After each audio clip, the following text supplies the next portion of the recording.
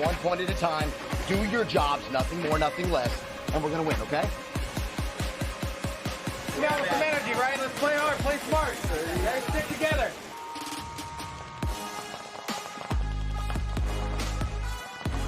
You guys just gave me 200%, and it was absolutely beautiful to watch. Let's go! We are better than them! Let's go! Favorite match, right? It's our favorite match. The reason why we win is because we do it together. We are limitless. Let's go, NYX! It's time!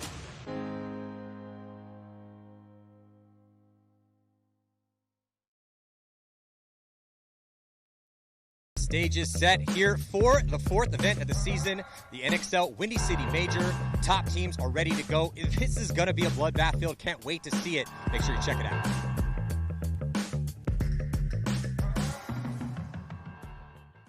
Guys, we got a couple cameras on us. Look cool. Walk in slow motion. Very nice. Okay. Where I come from, if you are fat, it's very positive. It means you are wealthy. So I felt a pinch here, and then it exploded right out. This long, no kidding. Hey, have you guys listened to K-pop? It's really good. So this was the fourth time I filmed myself singing in the shower. Check this out. Okay, watch the crowd when I drop the bass. Here we go. Cool, bro. I'm gonna start a mosh pit. Let's go. Okay, for the first stretch, hey, how come no one came to my yoga class? So what I do is high fiber diet, combined with caffeine, and then I wait for one of these porta potties to open up. Man, that's really personal. So Maddie went in the porta potty after me, and I'll tell you, I did some damage. Man, I don't really want to walk this field, but I got a camera on me, so I'm just gonna pop up and pop down. I mean, if you want my honest opinion, you could join the NFL. I mean, I think you got what it takes. Yeah. You really think so? You voting for Biden? Yeah? Okay, good. So I'll drink a bottle of wine and then shop on Amazon, and stuff just shows up. Bubba tea? All the time, bro. And all the porta potties are still in use. I don't know. Oh! Turtlehead. The Holy Spirit, bro. So this is how you butter toast. Just like this. Slap it on. Oh, look at that fine honey over there. Hey, I'm going to paint you like one of my French girls. Yes, sir. This shit is bananas. B-A-N-A-N-A-S. This shit is bananas. B-A-N-A-N-A-S. So here at an NXL event, everyone speaks a second language. And that language is paintball lingo. So we're going to go talk to some people and figure out what some of the most popular terms are. Let's check it out. Walk the trigger. What does that mean? I haven't done it in a long time. Walking the trigger is... Yeah, that's what nerds do. They do this with their fingers. And you hold it like this and do this. That's walking the trigger? Don't you have to do that No, to you can the just, trigger? You can just go pop, pop, Isn't pop, that pop, just pop. shooting? Yeah. That makes sense. You have two legs. Yeah.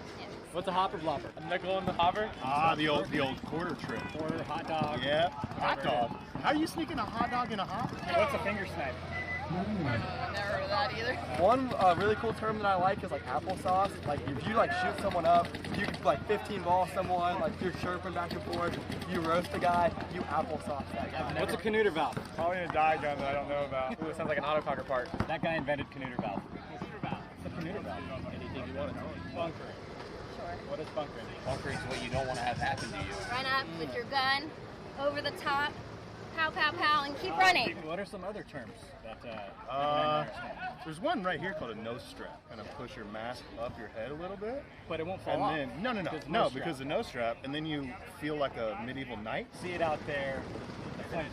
What do I call it? I call it a stupid fucking question. Am I allowed to swear in these videos? I don't play paintball. I just report on paintball. Rat Nick or butter popcorn? Yeah, mine might be barf, so let's just go. Go, go, go, go!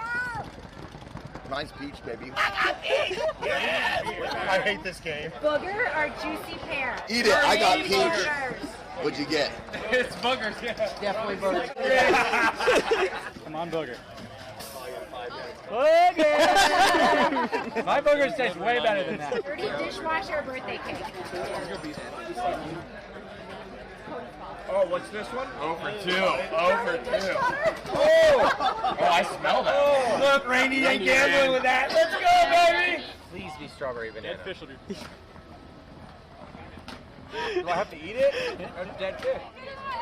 That's terrible! It's okay, Dorothy. I still love you and your family. That tastes like bad sushi. Like you go to that shady ass sushi spot where it's real sketch. Oh man.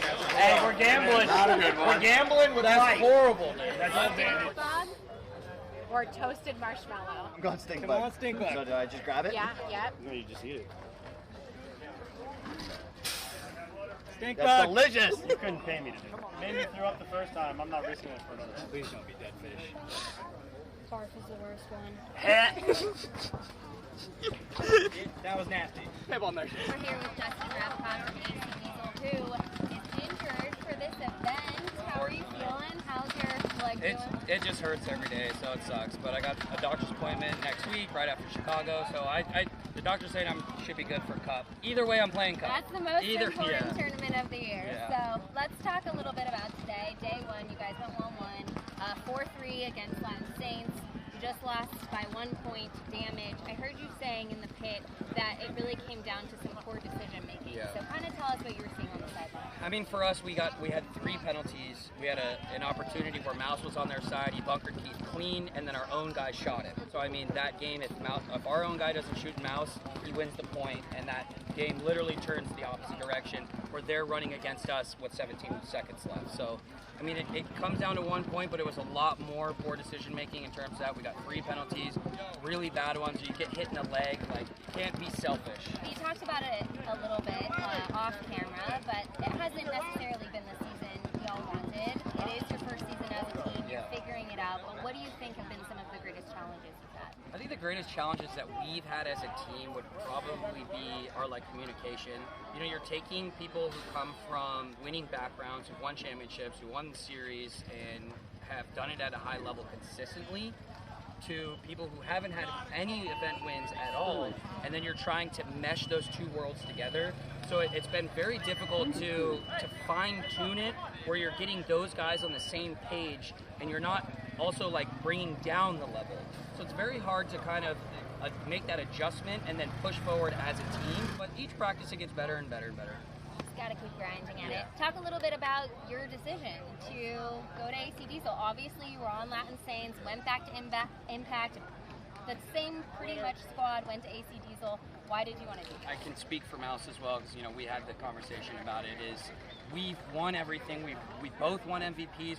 Both won Golden Barrels. We both won event MVPs and World Series and championships and World Cups. That we wanted kind of to build our own team, and with the help of Mark, where he's allowing us to be able to kind of take control and build what we want to, and build a championship team kind of from scratch. So it's kind of a separate goal that we want, because we've won everything else. And we want it. It's another thing on the legacy, right? When people talk about us, we make new goals every year, right? You got to keep growing. You can't be doing the same thing over and over again. I got too content. We both did. When do you want it to become a championship team? Everyone thought that, because we did so well on Latin Saints, and it's the same team, but it's not. And these things take time. Even look back on the biggest thing when Oliver went to Ironman, he left Dynasty. They weren't winning right away. It took a long time, actually, 2 years before they finally, or 3 years before they finally even got a win, before they were getting top 4s. So these things take time. I think people are expecting us to just automatically be top 4 because of our pedigree. But it's a lot more than that, right? I mean, it just takes time. It takes a lot of time. Last question, I can talk to you all day, but last question. You did say that this field layout was built for you, and you'd be feasting if you were out there. What would we see you doing if you were out there? I mean, obviously I'd be that 2 on the snake side, filling in that corner, and then, because Mouse is going to be Mouse. He's going to go down there and he's going to get his kills, and he's going to do what he does. But I feel like in my head, you need a good 2 to be able to clean that up afterwards, where you can get down that snake, and another guy that can get down that snake and literally clean up the rest of the kills. And that's my job. I'm so great at that. So watching this field and watching the team play, and it's really been a struggle. This is the first time where I've been at the event and I've been hurt and I haven't been able to play, and I'm coaching, but it's tough. It's really tough to watch when I know that I'm still at my peak performance, and I know that I can still play at a top level. It's tough to watch when I know that I can do the job, and I know I can be out there, and it hurts when we are struggling in that position. So it does hurt to watch, but I mean, I'm doing the best that I can, trying to be the best teammate and doing everything I can to help us still be successful. Well, thank you so much. Selfishly, at least I get to talk to you more, so that's nice. But good luck to you guys tomorrow. Thank you. Let's go, X. Hey, we just need 1. Let's go. Lo and behold, somebody took down Dynasty, and it was San Antonio X Factor in the semifinals in overtime. We set the pace right now. Punching their ticket to the finals to take on Tampa Bay Damage, who had a fight out of the wild card round. They defeated Rebel, moved on, took down the Hurricanes, and then took down Houston Heat to get here to this final match.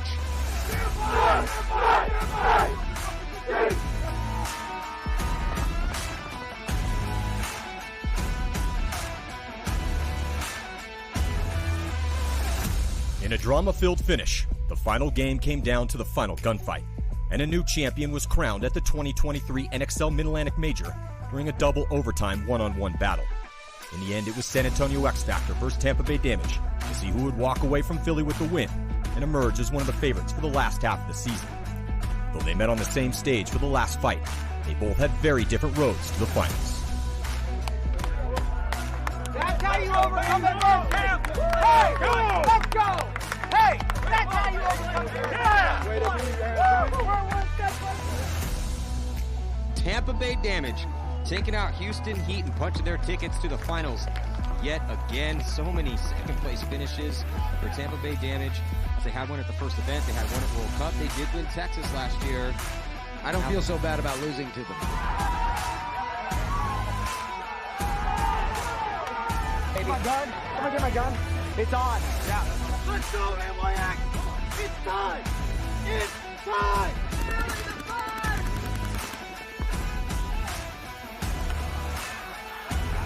Hey, come on, boys. Come on. You guys lead. Daniel, come on, man. Hugs later. There we go. Let's go, X. Let's connect out there.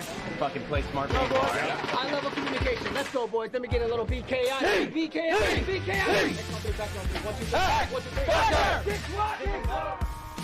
Former world champ San Antonio X-Factor haven't won an event since 2019, but they did make 2 finals appearances in late 2021, losing to Dynasty 2 events in a row, including a 1-point loss at the World Cup.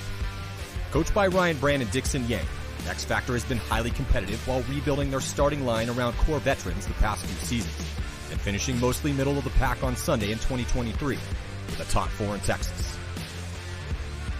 In the prelims on day 1, they took an early 4-1 lead against Red Legion, and they never let them back in the game.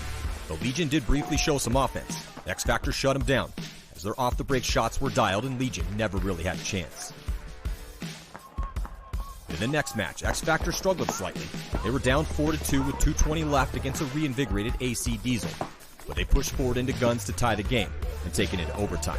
A penalty in a close 5-on-5 overtime point cost them the match. On day 2, X-Factor had another close 1-point game, but this time it would be a hard-fought, come-from-behind victory against Uprising. But they made the most of an Uprising penalty in the last minutes of the match. We made a lot more moves that match than we did in any of the other ones. Just because we came into it with the right, confident energy. They took that winning momentum into the next one against Infamous. They won the game by a comfortable 4-point margin. With a 3-1 record, X-Factor went right into the quarterfinals. Need that higher level communication. Let's go. Come on. Come on.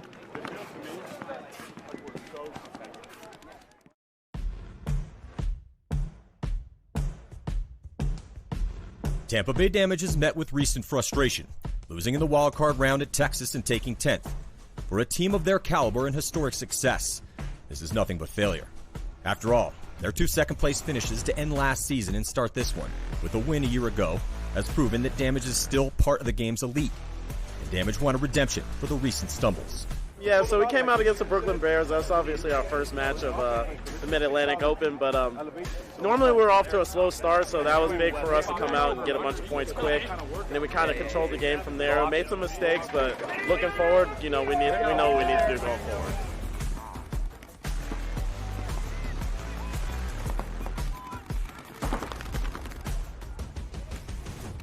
Early on at the event, everything was working for Damage, with everyone on their starting line contributing. And after the Mercy Rule win versus the Bears, Damage proceeded to beat up on Columbus level, with their mixture of offense and defense looking tough to beat. And then in a shocking turn of events, Damage dropped a game against Energy Elite at the start of day 2, with Energy playing a defensive style and out-damaging Damage. Travis Trauck going to try to steal this one and solidify the win as he goes all the way through, and he's going to hit that buzzer. Great job for NRG. So time expires as Tampa Bay Damage getting defeated by Energy Elite. Everybody could have done something a little bit better, right? Let's fix that. If we fix that, we're winning this fucking tournament. That's the truth, right? And then in the last prelim game, they went to war against Dynasty. They took a 3-1 lead with 3 unanswered points after going down 1-0 to start the match. The Dynasty would not be denied the win, and they fought back. Oliver Lang broke through to tie the game, and Harrison Fry put up the winning point after taking advantage of a damage penalty. Shot, and here comes Keith Brown. He's going to get run down by Harrison Fry, and Harrison Fry's going to run through, get a 2-pack to put the maybe potential winning point on the board. Does get shot, but game over. Wow, so Dynasty runs clean through the prelims. Now 4-0. Tampa Bay Damage now sitting in a 2-2 situation. They're going to have to count the points. Dynasty 4-0. The 2-2 record would again have Damage battling out of the wild card round for the second event in a row.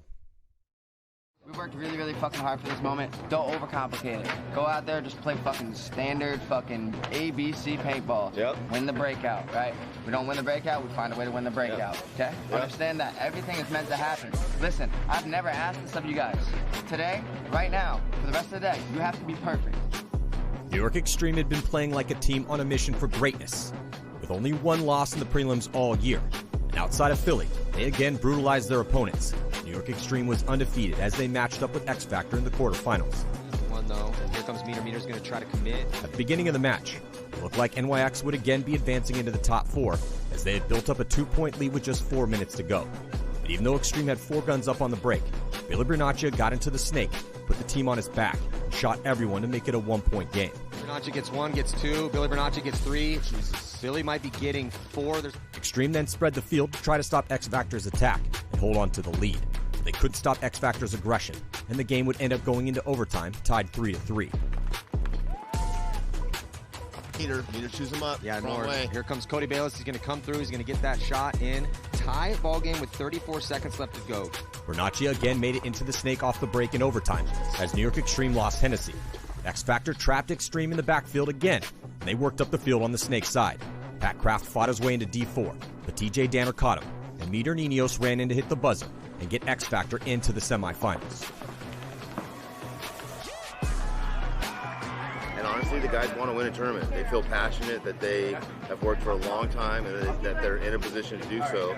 But it's more than just wanting to do it, right? You got to do the work, you got to learn your lessons, and the New York Extreme guys are on their way to doing that. X Factor met up with Dynasty in the semifinals, and Dynasty, the Mid-Atlantic Major, looked unstoppable yet again. They were undefeated at the event, with 3 Mercy Rule wins in the prelims and a 1-point win against Tampa Bay Damage. Team's feeling incredible, obviously. We're rocking, baby! We're rocking. The way we've been playing, the systems in place.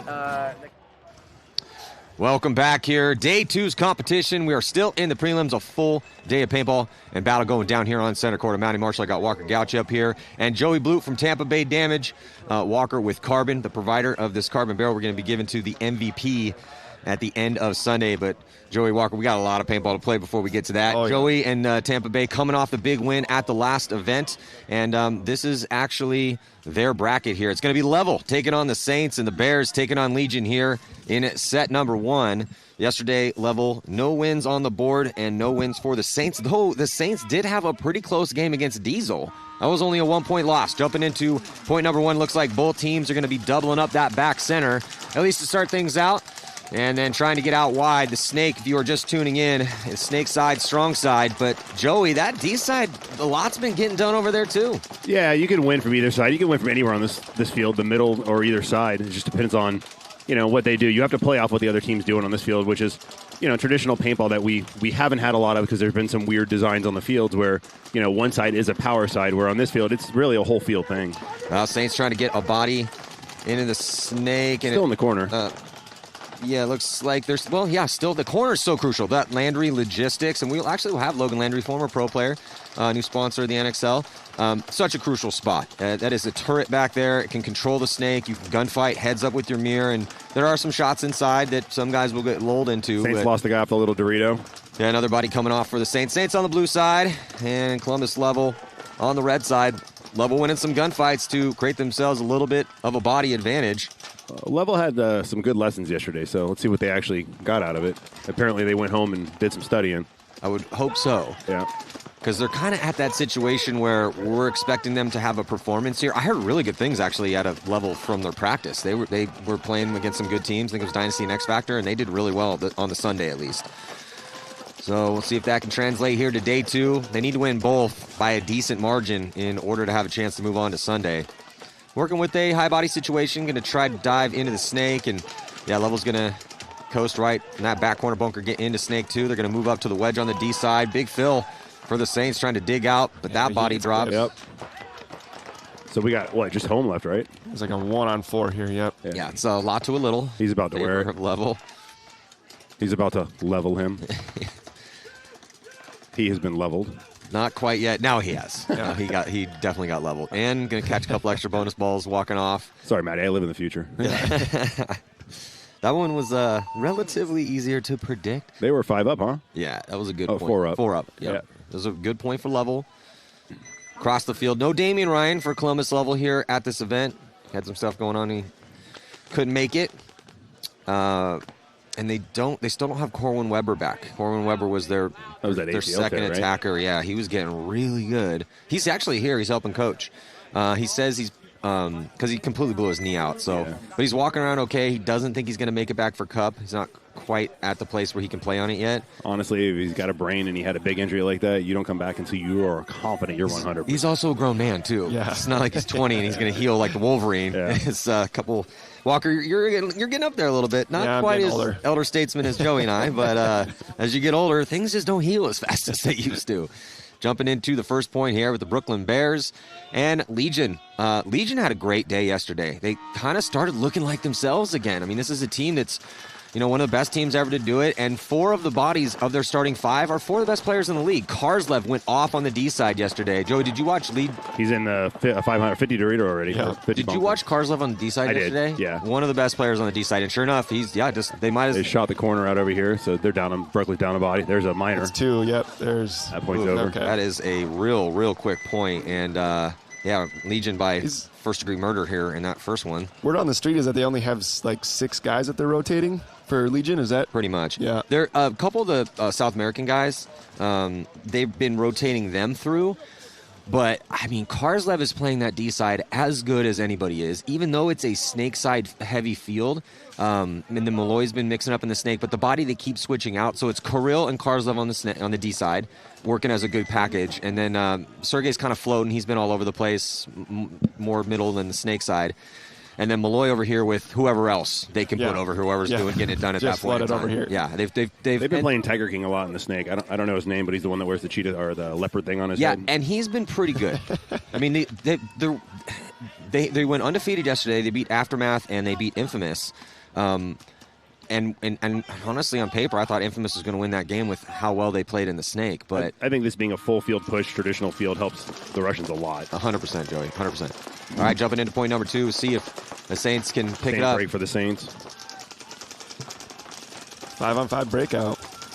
Still 5-on-5. Both in the snake. 2 at home still for Saints. Saints just launched the guy up the center. That's Evan Manor, if I'm not mistaken. Yeah, the Saints did look better yesterday. I mean, they're the last place team. They're fighting to avoid relegation as Chase Kramer takes the walk. So good kill here for the Saints. Taking out the attacker on the D side. Still a body over there, though, for Level, and he's going to move up outside D2. He just got shot going into that thing. When the ref sees it, he's going to call a penalty on him because he's shooting his gun like a turd. And he knows he got hit. That was a stupid penalty. Well, your knees may not work anymore, Joey, but your eyes still work pretty good. Jesus. And his buddy fills that tower. So when you're struggling, the worst thing that can happen is someone turds out like that. Yeah, because it just makes it even harder for you. Like you're in control at this point and you get greedy. Like at least if you feel any pressure, ask for a check. Because it is not the ref's job to call you out. It's your job to call yourself out or ask for a check. Yeah, I don't think a lot of people pick up on that. The more you know. So now Level with getting a bit of a gift on that penalty and making a move on that D side to try to put the pinch on Daniels here, who's in the snake for the Saints. He's at the 50-yard line. I think that's Politi. Justin Politi had a couple good points for him over there yesterday. Snake looking like, Danny Schoenauer with the move on the highway. Comes through, has to run through Politi's stream. He's alive. Still alive, yep. doesn't know what to do with it. Might as well plug this guy. Oh, Danny slipping and sliding out there a little bit, but recovers to get the little 3-pack here for Danny Schonauer to close. With a beard like that. He does have a really good beard. He didn't trim it for this event, though. Like, they're on the edges. I called him on it earlier. I look like a mountain man kind of? Yeah, I was like, bro, you got to clean it up a little bit. Not the beard, just the edges, you know? Yeah, the edges. Yeah. You don't want to look homeless. You want to look like a mountain man. That's the difference. Level with 3 bodies left there? Yeah. Yeah. They lost the 2, and then the Saints gave him that penalty, and downhill from there. But there he is on your screen. Danny Schonauer, yeah, just a great, solid all-star snake player for level. Had some good points yesterday. They have a new rookie, Ian Rolfson, who's been getting some spins. There he is right there, actually. He looked pretty good in limited engagements yesterday. Yeah, level they just struggled to. They would look good in points and then throw it away. Good in points and throw it away. They played 6 guys last year pretty much, and they lost 2 of those guys. I mean, that's a huge hit to your roster. It's not like you can just come back out at this level of paintball and fix 2 guys. You know, Damian Ryan's a good Band-Aid, but he's got to get acclimated to the guys, their system, how they do it. He can't come in and force his way. He's got to play their way. So it takes time, right? Like, it's not going to be an overnight comeback. I mean, they did great last year, but it's not the same team. Well, and your best ability is availability, and he's not here right now. Yeah. So, you know, they just seem to always be dealing with something. Had a new coach this year, too, which I feel like he's doing well with what he's got. Yeah, it definitely hurts them losing the coach, right? That's the guy who had the system in place. So now jumping in to this next point here, Brooklyn Bears trying to make the snake off the break, and he ends up taking the walk. Ooh, yeah, it's not looking good for the Bears here. That's 3 bodies coming off within a few seconds of each other. You know, those deaths in bunches will cost you. Legion, their shots are dialed right now. They are looking as good as they've looked all year. Now, that's not saying much because they have not looked very good this year. But we've just been kind of waiting for them to be themselves, and you know, talking to Jason Burns and Smotroff, and Holmes dead. You know, talking about how hard it's been for Legion to be able to get their group together to practice. But whatever they're doing now is working. 2 solid points in a row. Still a ton of time left, but the Bears really need to pick it up because they went 0-2 yesterday.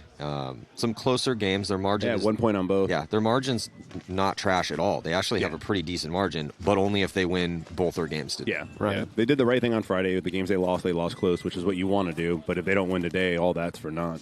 Like, absolutely. Which is frustrating, but that's how it works. You get 4 games in the prelims. 10 teams move on out of the 20. Ideally, you want to be at least 2-2 with a +3. Should do it, but if you're on the bubble, then you might have to play in the wild card round, which means you have to win 4 games in order to win the tournament. Now, that has been done 2 times this year and 2 times in a row by Dynasty and Damage. So it's absolutely possible. It just makes it a lot harder. Yeah. They went to the Dorito this time and he got shot, so that didn't work out well for them. They made the corner, Saints made the corner over here. They have no one on the D side, though. They have guns that way, but no bodies. It looks like Ian getting a spin here. The rookie for level is into the snake. They also have a body at the wedge and 2 bodies in the backfield.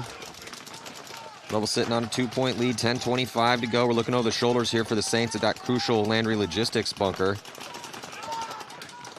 Level's got some swabs in their barrels. It's not a good place to be.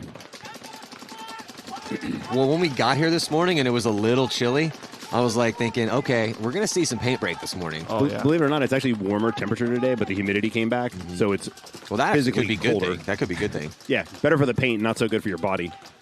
Is it a little warmer today? Because I was not wearing a jacket yesterday morning, and I felt okay. This morning, I was like, I probably should put a jacket on. Because I left the hotel thinking, oh, it's only 58 degrees this morning. That's not that bad. And then I got outside, and I'm like, it feels significantly colder today. Yeah. This Saints player has no idea where the snake player of level is at. He's just looking around. Oh, he does now. He does now. Here we go. Saints scrambling. That's actually a good retreat move over. Yeah, it goes over and across. And now going to be moving up to get into Snake 1, try to do something with Ian in front of him. Now their guy inside doesn't know that I don't even know he made the snake. No. See what he does with it. He's got, there is both corners though for both teams, so they're just fighting down the wire right now. Bad fill. Yeah. Why would you fill with a guy in the snake right in front of you? That makes no sense. They know the snake's there now, and he's dead. Yeah. Losing a gunfight from Snake 1. Corner and Holmes, all he got left for the Saints. Yeah, it's Manners taking the walk. Out of the snake for the Saints. Saints need to stop the bleeding here. 8:48 to go. Level looking like they should be able to cruise to get this to this point here. Ooh, little slip. It's a little slippery out there this morning. If 88 on the Saints would have done that fill out while they had guys on the snake, it would have been nice. Yeah. There's a level up player still on that. When is that Dorito 3? He could be a lot further down the field right now. Now here comes a nice little move to close for Lemon. Penalty starting down assessed on the Saints. That's, yeah, not good. Not good for the Saints. They're going to be down by 3. They're going to be starting down a body. Really need to tighten it up. Oh, not really. I think they should just play this match out the way it is, and then when they play us in the next match, I feel if they continue this level of play, it'll be ideal for us. So maybe they can figure it out at Cup when they're not in our bracket. There we go. Yeah, if I was you, I'd be singing that same song. Yeah. Looking good, boys. If you're watching this before you play us, you're looking good. Keep it up. Well, if the Saints play like this against you guys, that's gonna be a 6-0 with maybe 5 or 6 minutes taken off the clock. The way you guys are playing right now. I got to be honest with you, Matty. There's a new way I'm looking at it. It's no longer who we play; it's just play our game. If we play our game, doesn't matter. Yeah, I mean, look, everyone's got a chance. However, Damage won the last tournament, and the Saints, I just call it like it is. They're in 20th place right now. Yeah. We're talking about the best team from the last event and the team that's in last place. It is what it is. Jumping into this next one here. Tiger King made the corner on the Russians. They lose one body on the Bears, though, up the gut. Malloy Snake got shot. That hurts. Huge kill. 44. Yeah, they lost the Dorito guy. Carslov got shot. This is massive. Frank's going to work over there. It's Kirill. Here comes Frank. Frank's going to wrap around him. Just get him off the field, Frank. Good trade. Trades out. Huge trade because they already did some work, and Sergey's making the walk, too. So, yeah, just one player left alive back in their bunker for Legion. They're going to concede. Why would Legion concede that? Oh, yeah. Yeah, they have a 2-point lead. Still, well, a 1-point lead, but you have a lead. Why would you concede that? You never want to concede when you have a lead. Why? Because the clock is your friend, not the friend of your team, of the especially team when you're you're 2-0. Yeah. Did the Bears concede? That's what I think is going on right now. They're all confused. Yeah, that would make no sense either. Also, no sense because they were about to win the point. Oh no, it's the Bears. They're freaking out on each other. Oh no, that would be a disaster. Well, let's listen in real quick so maybe we can hear. Oh man, that is a disaster. Oof, they needed that one. Well, now they need to get their head straight because, okay, if they did concede and the mistake was made, so they're going to go down 3-0 on a point they definitely should have won. You got to stay composed because the situation just got a little worse, but it's the same. You're down, you need a win, and you still have a decent amount of time left. So go and win 3 in a row, tie it up. Just do what you did last time and don't blow the horn on yourself. Yeah, man, that is a frustrating turn of events here. It's science. Oh man, I'm wondering how that went down. They must have. I don't think either team in any situation should have blown the horn. No, in that right? one, no, Yeah. you can't. You're down by a lot or about to be a lot. There's no reason to give that point up. Right. You know, unless obviously if it's like 4-on-1 or whatever, but you at least take an extra 2 seconds to figure out the kill count before you hit the buzzer. Indeed. Well, as they're scratching their heads, we're scratching our heads. Hopefully, they figure it out for their next point. They got a little bit of time to work with as we're jumping into this next one here. Columbus level. Starting 54, it's going to be 5 for level and 4 for Saints. They're penalty at the end of the last one. No bodies to pull, so they got to start a man down. Yeah, little power play.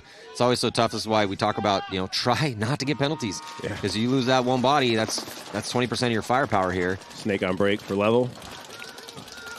They made a good move up the middle with the Saints. If their snake guy doesn't know that guy's there and he's not super cautious, he's going to get his head ripped off. Yep, head's going to get ripped off. Right about there. Yeah, his head just got ripped off. Yeah. Top of his goggle, I believe. Yeah. Yeah, it's interesting, too, because... They still don't know he's there either. Yeah, that Goose Island brick in the middle, big shout out to one of our new sponsors and makers of delicious IPAs and other assorted beers. But not a lot of guys are going to that off the break. But you still got to check off on that lane. Yeah, that's 2 for him out of that center brick. I don't think. I think you're right. They don't even know that he's there yet. Well, he knew because he came over the top to shoot at him. The guy has dominance on you. He's sitting on you, and you're trying to pop a top on him. But the guy on the Dorito side doesn't know he's there yet. That could be a train wreck about to happen. Yep. Gregory's definitely telling him, hey, brick. He got the brick, but he died. So Level's got what, one guy 4 on left? 3 now, I think. No, I don't think there's that many left for Level. I think Level's down to one dude. Yeah, they got another one 2. right there. There you go. Yeah, so they got 2 as Askren makes his move to the wedge. D side, back bunker's also hot for him. The Landry Logistics. Gregory's up in the 50. He just got shot. That's not a good death. That's a bad death, Gregory. Yeah, you watch this later, Gregory. Yeah. No, I'm angry at you. Must-win situation, high body situation. Can't throw that body away. I used to coach him when he was with his Guatemalan team down in Panama. He's a really good dude. He's a good player. He just sometimes his bonehead stuff like that and loses gunfights he shouldn't lose. Yeah. Well, again, still a lot of work that needs. Yeah, a lot of lessons that need to be learned here. So what are we at? 2-on-2? Yeah, it looks like a 2-on-2 situation. Almost mirrored up. The Saints just made a move out to the back corner bunker. Yeah, almost, not quite, but very close. Slightly better field position. Saints just took one in the face. Well, Cross the field. Yeah. Cross the field. That was like range me. 3 clicks up. Yeah. Fire. Send it. Direct hit. Yeah, it looks like a 2-on-1 here. At this point, the Saints should probably blow this buzzard, but save some clock time because margins don't matter to them. Yeah, I agree. I mean, Level, this is fine. If I was Level, I would just sit here. Yeah, take your time. What is it? It's 4-0, right? 3-0, about to be 4-0. Yeah. Level, they have, well, let's think. They have 5 minutes and 49 seconds left. I would say no matter what, you have to get this point. Ideally for Level, they could use a Mercy Rule win right now for their margin. Of course. The win, the most important thing, because they go into the next one, try to get that win. The problem is they're going to be playing Diesel in their last game. Diesel did have some cracks in their armor in that game against the Saints. They won it, but they only won by 1. So yeah, but Level knows this. Level's been on the bubble a lot. Sitting 2-2, counting points at the end of Saturday. So, and it looks like I'm sure let them concede. Mike and Justin doing the coaching on AC, they're not going to be the same team today as they were yesterday. Yeah. They're very, Mike's a very detail-driven guy. Interesting, though, Mouse may be down. He's going to try to play. I just talked to him. He's like, I'm going to play. I'm playing. But I was like, how's your back? And he's like, it's really tight. I'm going to try.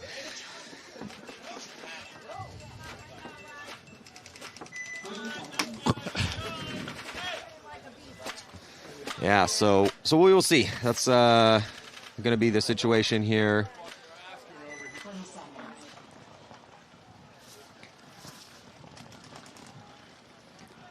Now, looks like situation, what it looked like in the pits, that's what happened. Legion got a free one, as the Brooklyn Bears should have won that last one, but they conceded when they shouldn't have, and now it's a 3-0 score. But again, you have to stay composed. They're still sitting on 13:30 left. That's a ton of time. You can't spot someone beating you, though. That's not a good place to be. Frank's doing work over there, though. He's trying. He's pushing the tempo on that D side right now. If he can win one gunfight over there, that'll change the outcome of this point, at least. Yeah. But they did a good job putting Sergey in the center. They realized that Frank last time was the reason why, and they got him sitting hard on that cross on the Dorito side. There's a bear down.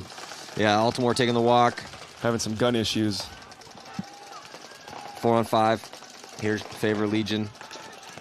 And Karsloff just got shot, and he's going to get a penalty. Oh, this is an opportunity for the Bears. I'm pretty sure Matty jinxed him by saying how great he played yesterday. Yeah, this guy's going to get a penalty, too. Oh my Malloy God. just grabbed one. Tiger King got yanked out of the corner. Disaster. What are we, 4-on-1 now? Wow, what a swing. Who was in the snake here? That was Bernikov. Yeah, he got clipped in his pack when he went in. Yep. Let's see what Sergey can do. He might get leveled out here. Nope, they don't have to. The bear got him. Well, a couple gifts here for the Bears, as and they made the most of it. I mean, they only lost Altimore, and Frank's alive over there. So, two penalties would do that to you. Now that last point they lost, I promise you, if they don't win this match and they lose by 1, bro, they're going to be kicking themselves in the ass so hard. Or if whatever happens, they get knocked out by 1 point.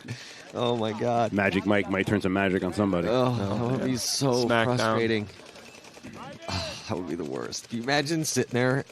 Yeah. And you go home by 1. And it was because you. I have it when a pit guy. I had it when a pit guy hit the buzzer. Oh, really? And he's like, "I thought you said it." I said, "No, I never would tell you to do that. I would never let you do that. I'm the only one that hits those ever."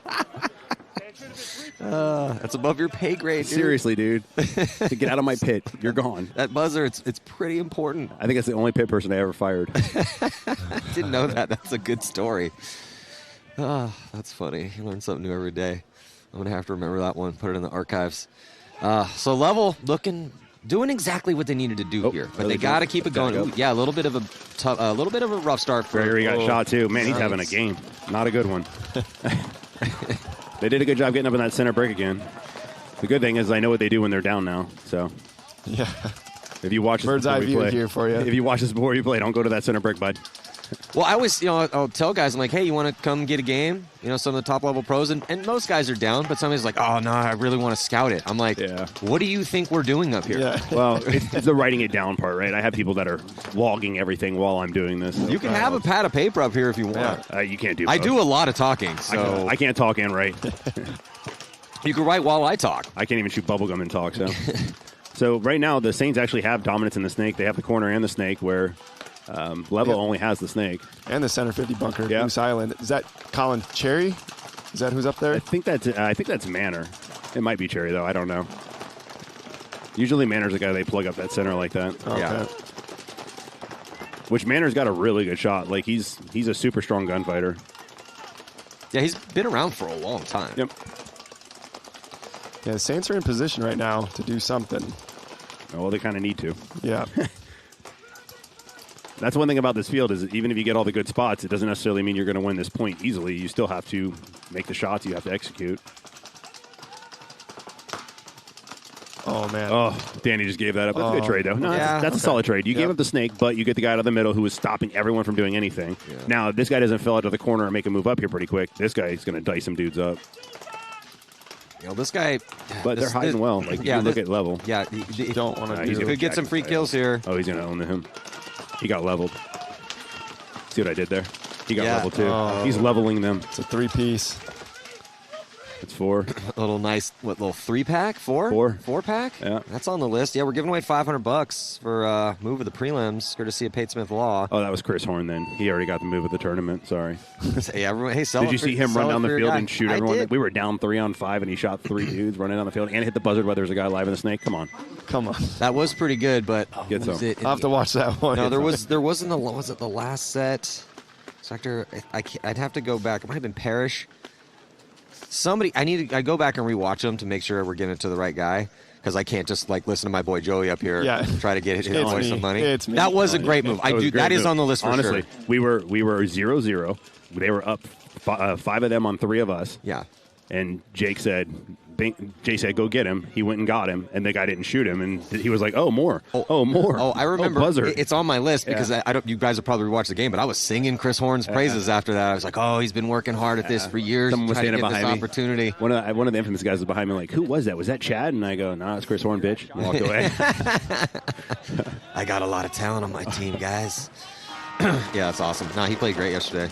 Glad he's getting some spins. Jumping into this one now. It's a little bit closer battle. Tiger King right to the snake. So can the Bears. What's this guy's name anyways, Matty? So I quit calling him Tiger King. 33. Yeah, this is, let me check. If it's a hard Russian name, it's okay. Yeah, it's... Starts with a K. It's like. Bear's about to get a flag. Yeah, he's getting a flag. Yeah, definitely getting a flag. She's chasing him hard. Oh, and it's Major. Oh. Yeah, Kuzmin. I'm going to stay with Tiger King. Yeah, but he also has this really long floppy thing that goes right over his name, so that's always frustrating. Yeah, let's just stay with Tiger King then. Oh, Tiger King just ate him up. Tiger King is a great nickname. It is. So we should just roll with that. Yeah. Well, Tiger King playing really well here in the snake. Killing it. Crushing it. I mean, it helps that the one dude got a Major and blew the whole wire for him. Hey, he was made there, the most though. of He it. was there. No, he was there. He took advantage of it and ate all the leftovers. Frank over there, not too happy. Well, talking to his pit. You get a Major and you're down. Yeah, frustration setting in a bit here for the Bears, but they need to stay composed. They have still a lot of time to work with. This game is not a blowout yet. And the Russians will keep coming. The Russians only know aggression. There's the Tiger King on your screen right there. Great beard, too. Yeah, no, he looks like a Tiger King, right? Yeah, he definitely does. I mean, he's not Joe Exotic nice, but he's nice. He's been getting some spins out there. He's had a pretty good weekend so far. I've noticed him. It looks like the Bears are having some paint trouble. They're all dumping loaders out over there. And well, it's easy to start blaming other shit when you give up a point on your own and then that. My Danny air, to the my snake. tank. Damn it. Level both teams into the snake. 2 at home still for the Saints. Good fill. They're having some. He's having some loader trouble over there at the center bunker.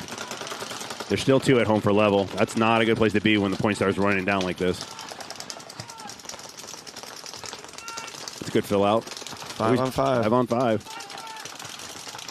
No one's doing anything on that Dorito side for either one of these teams. No. Like, give it up. We'll just play the middle and the snake.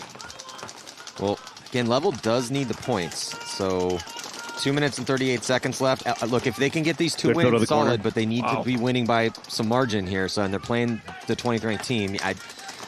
They need a couple more. It would be good for them to get a couple more, at least one more. Danny and his beard made the corner pretty sweet over there for level. That was a good run out. They're filled it for the Saints, too. Now they're mirrored up. Snake and corner for both teams. They're also mirrored up at the center wedges, snake side wedges. And they're mirrored up at home. Yeah. I'm not sure where level's 5th guy is.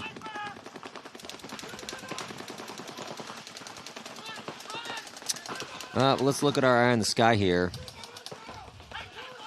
Snake just got shot for Saints. Yeah, I think there's only 4. Okay, so that's 44 now because they just lost. The Saints lost their snake guy. Unless, again, I'm looking at the eye in the sky. It's on everyone's screen at home. Unless somebody's hiding on the other side of those bunkers over there. I think it's just 4. Gregory filled out to the Dorito 1 out there. It's a good fill. He needs to get on his little pony and ride, though. All he's got is home holding him in there and the corner. Minute 30.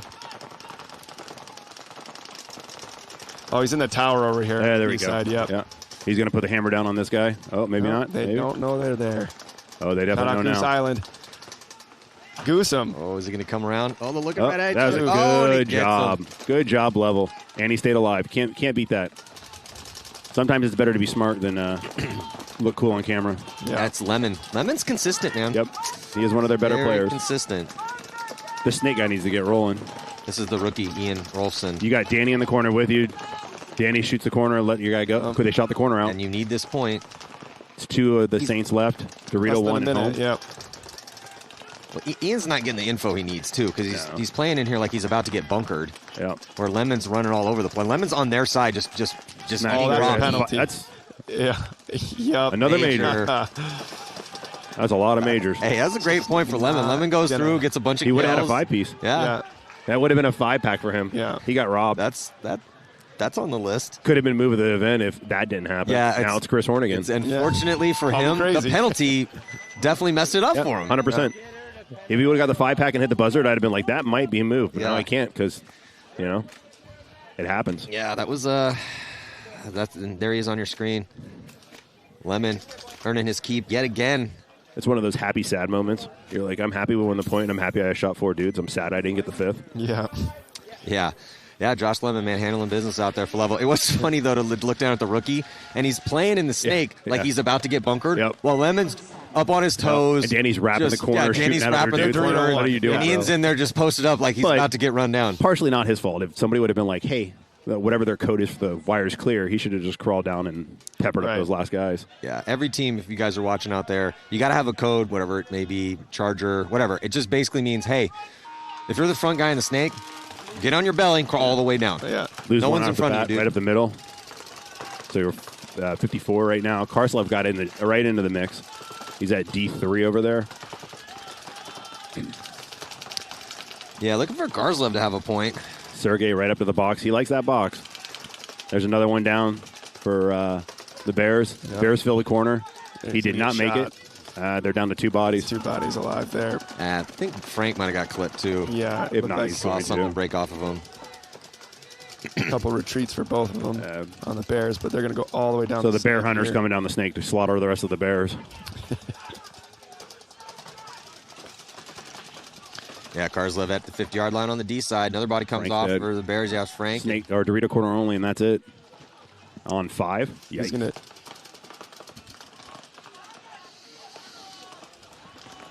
Well, and for Legion, just you're 2-0. Slow it down too. You know, I mean, you don't.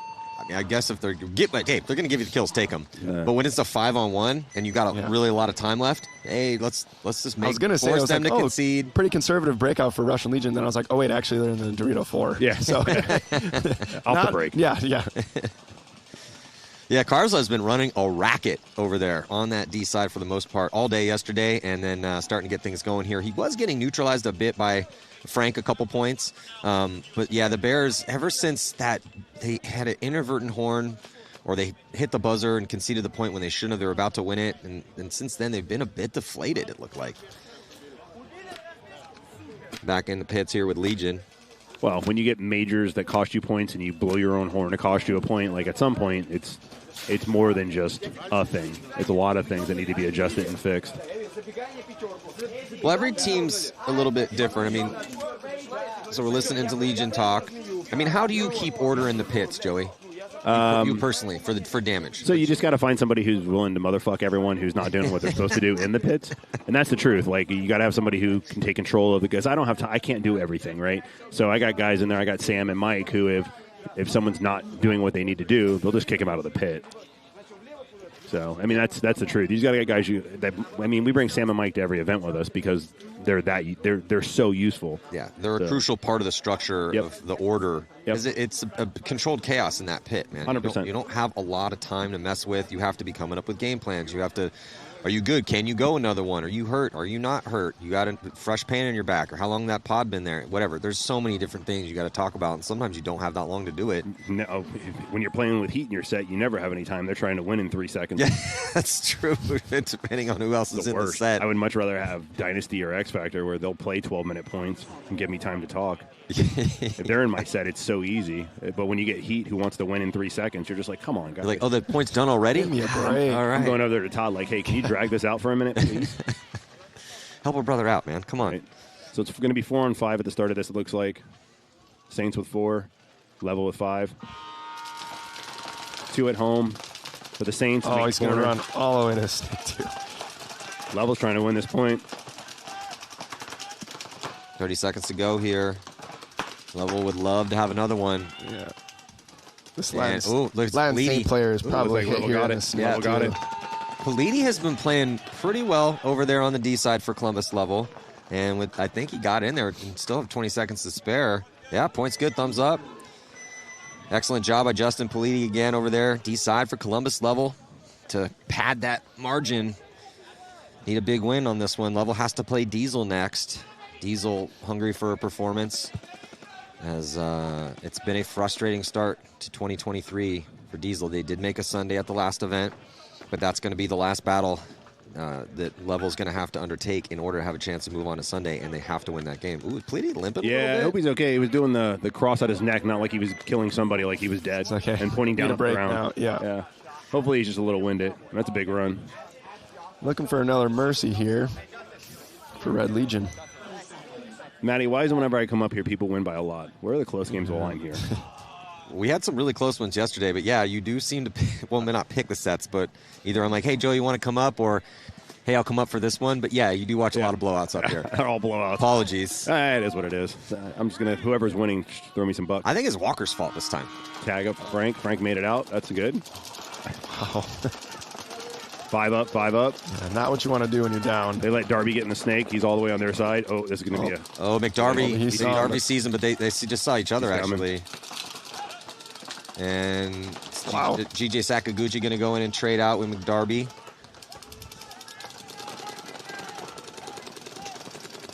Yeah, 5-point cushion here for Legion. Still 10-19, though, on this clock. That's enough time for the Bears to score 4 points. Frank's over there in that Dorito 1, moving around now up to that wedge, but... You got Sergey on that cross at that box, or that's not Sergey. Whoever 18 is at that box on that cross, it affects that Dorito side a lot. He caught that kill. Yep, exactly.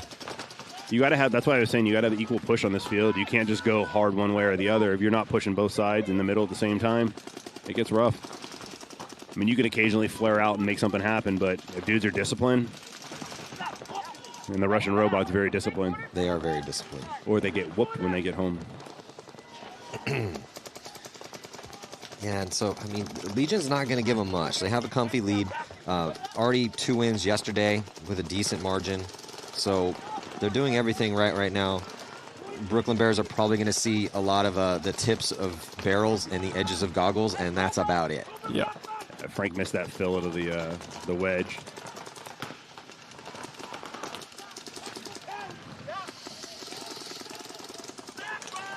He's just flame throwing over there, Frank's. These guys are on a hard cross now, too. That Dorito and that wedge on the cross, it's hard to get through that. Yeah, that's what I'm saying. Tips of barrels, edges of goggles. If you're the Bears out there, and streams of paint coming back at you. Still 9 minutes on the clock. Yeah, Legion. 9 minutes on the clock, but what is it, 5-1? I mean, look, Legion would love a mercy rule win here, but the third win is for sure they're in no matter what. So ideally for Legion, try to get this point, but try to also burn 2-3 minutes if possible off the clock. Now, 24 here can get his ass in gear. Keep going. Don't come up there. Keep going. If he goes all the way to their side, he could smoke both these guys. Yeah, this is Jared Sester. He's been pretty good for the Bears. This is not the place for him to come up. Yeah. He's no guaranteed kills, and this dude's looking for him. Yeah, his back player's got the other corner in right now. He's got to go down. Well, here comes Frank. Frank's trying to burst this thing Frank open. got him. Ooh, nice Good little shot. kill there for Frank. Fill out. 24 needs to move, man. Yeah, now's the time, man. Well, this is when his back player needs to be telling him, hey, Frank's going to work over there. Or I have the corner. I got the corner. Literally, I have the corner, yeah. That's all he has to say. He's had the corner the whole time. Yeah, he's dominating the corner. The corner's not even trying to shoot him. The corner's just playing the cross. It's Malloy. He's just playing the cross because he saw Frank go up on that side. He's trying to protect Karslev and burn clock. Frank traded. We got both corners left for the Russians. Is there anyone on the D side for the Bears? Or is it just these two over here? I think it's just the snake guys over here. Yeah, it's a negative. It's just these two dudes. Now they're not in position. No, now it's going to get rough. Because as soon as that Dorito corner figures out there's no one over there, he can play the whole other side of it, and these guys can't shoot him. Yeah. We had this situation yesterday, too, when Jake was over there, and he won that 2-on-1. God, he's so good right now. He's always been good, but Jesus. He's just clutch performance after clutch performance for Damage. Well, it was either be good at paintball or a serial killer, and he just chose paintball, thank God. Because you got to have ice in your vein to be able to do what that kid does. Absolutely. Oh, Sester is just snow blowing paint out of the front of his gun. This corner guy has no clue what's going on. He's about to get the side of his head ripped off. Oh. Legion had no idea this back corner bunker was hot. He ran right in there. It's 1-on-1. That's a huge mistake. Yep, 1-on-1. And this He's still looking at the snake is what. And this guy's not breaking paint. Burker's going to get him. Oh, the got to bear play killed the bear. Well, unfortunately for Scotty Graham, I think it was Scotty Graham. Look, love me some Scotty Graham, but Alexander Burton cost one of the greatest paintball players ever to pick up a paintball gun, and not the guy on Legion you want to have to play one-on-one. Especially when you lose him. Yeah. Can't find that little guy. Scotty Graham is my favorite Canadian. I mean, Scotty Graham also perfect paintball size, but not like Malloy. I mean, I even like the move that Scotty went in there, but... You got to play behind a bunker. Yeah. I can't just play on the, especially when you're not 100% sure where the guy is. Yeah. So, continuing to look terrible here for the Bears after the beginning of and that mistake they made. But they are playing a Legion that's locked in right now. You know, Legion looked great yesterday. This is a great layout for him. Yeah, great layout for him. Traditional layout.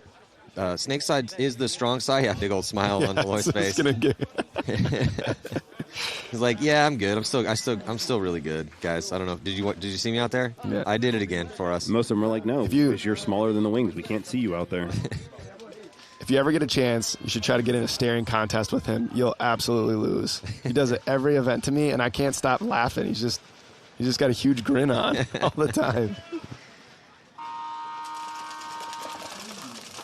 Snake on Brank for level and for Saints. Both guys alive. 5 up on both. It looks like the Saints are trying to go heavy down the D side.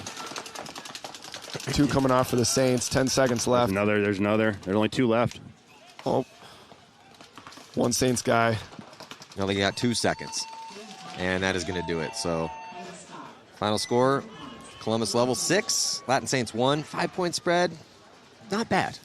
They still got a chance. They got it, but they absolutely have to win against Diesel, ideally by a couple.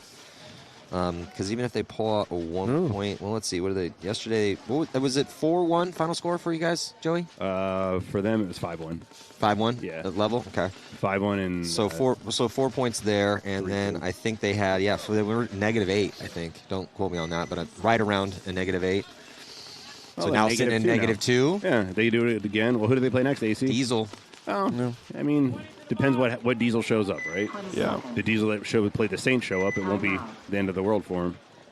If the Diesel that played us shows up, it could get rough. Yeah. Yeah, when you're walking out taking your barrel off, that's not a good place to be. Yeah. I got to go figure out what lot they're using to make sure we don't accidentally use that. So still a little bit more time. Did I hear the news right that it may rain on Sunday? I don't want to talk about it. Yes. Yeah. Well, the last time it went from 40% to 50% the last time I checked. So everyone thinks because we're from Florida that like, whoa, you look great, it's raining, and it's like, no, when it rains, we stop playing. Yeah, and we're not stupid. Yeah. Why? What? And that's not the legend of the Florida paintball players. Exactly. There's a lot of legends that are misunderstood. They sit if we have to. We'll be aggressive if we have to. We're just trying to win tournaments. Well, no, the situation is Damage will be actually guys play pretty hyper aggressive until you get a lead. Yeah, well, and once you got a 3-point lead, we still try to play aggressive. The problem is what people don't understand is the teams are playing. They're not stupid. If we do hyper aggressive 2 or 3 plays in a row, they're going to start shooting for those guys. Yeah. So it's just playing the game. So can the Bears answer? Haven't had really an answer yet. Still 6:20 to go. Both teams. That Darby kid is just going. He stopped. We got a little bit of an advantage on that, but the Bears got the guy at the wedge. Both wedges. So the Bears are trying to make this happen. It's just, you're running into guys that are very disciplined. Bears fill out to the corner, and so does Legion. Karslov makes the move into the D3. Sergey up to that middle. This is where things get real bad for the Bears because he'll lock that Dorito side down like a champ, and he's really hard to shoot out of there.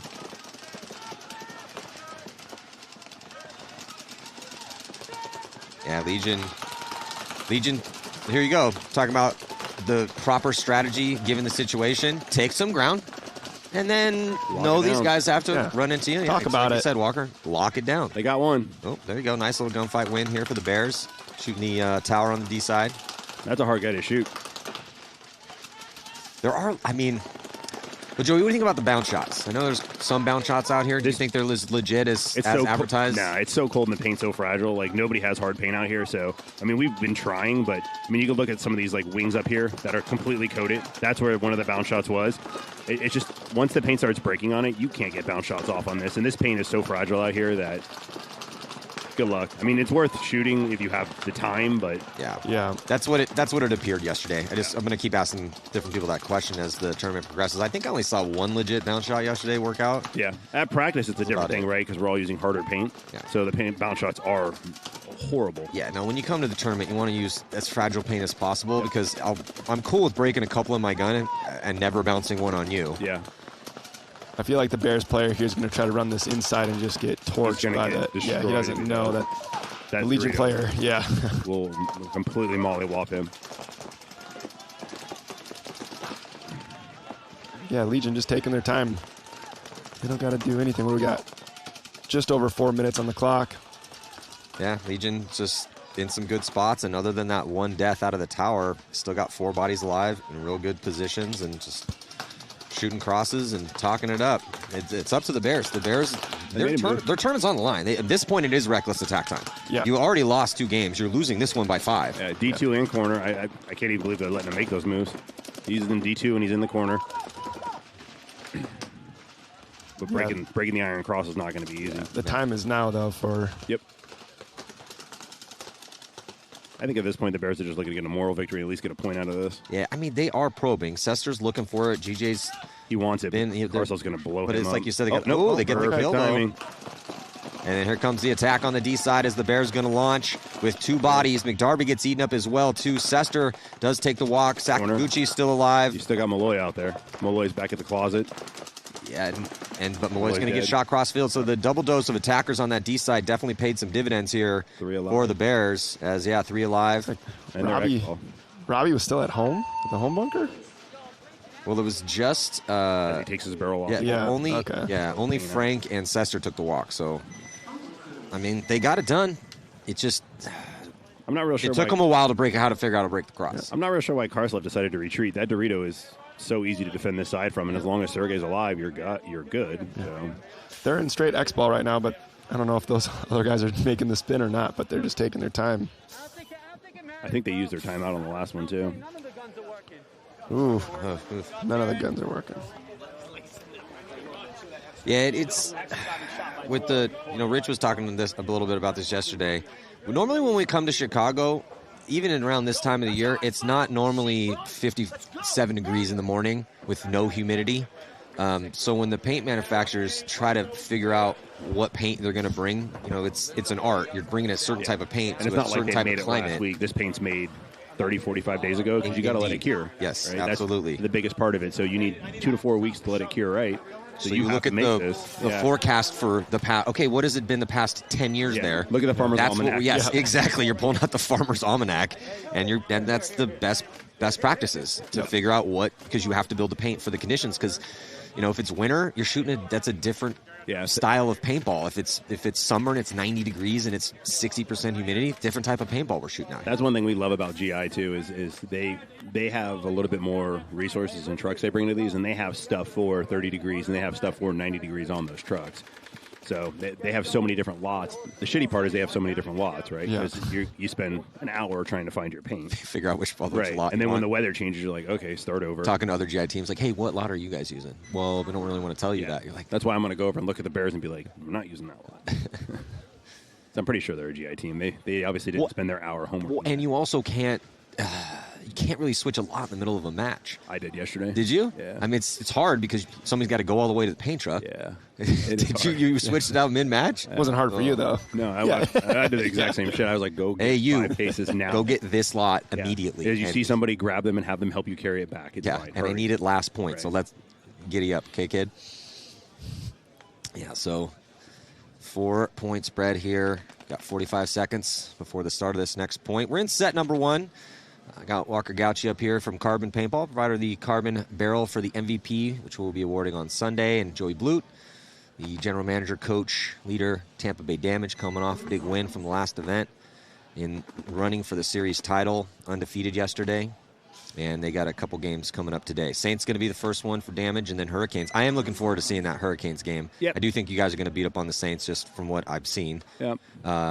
But the Hurricanes are also undefeated too. Yep. But They're a they're great about team. to play. But they're about to play Diesel in this That'll next be set. a really good test for them. Yeah.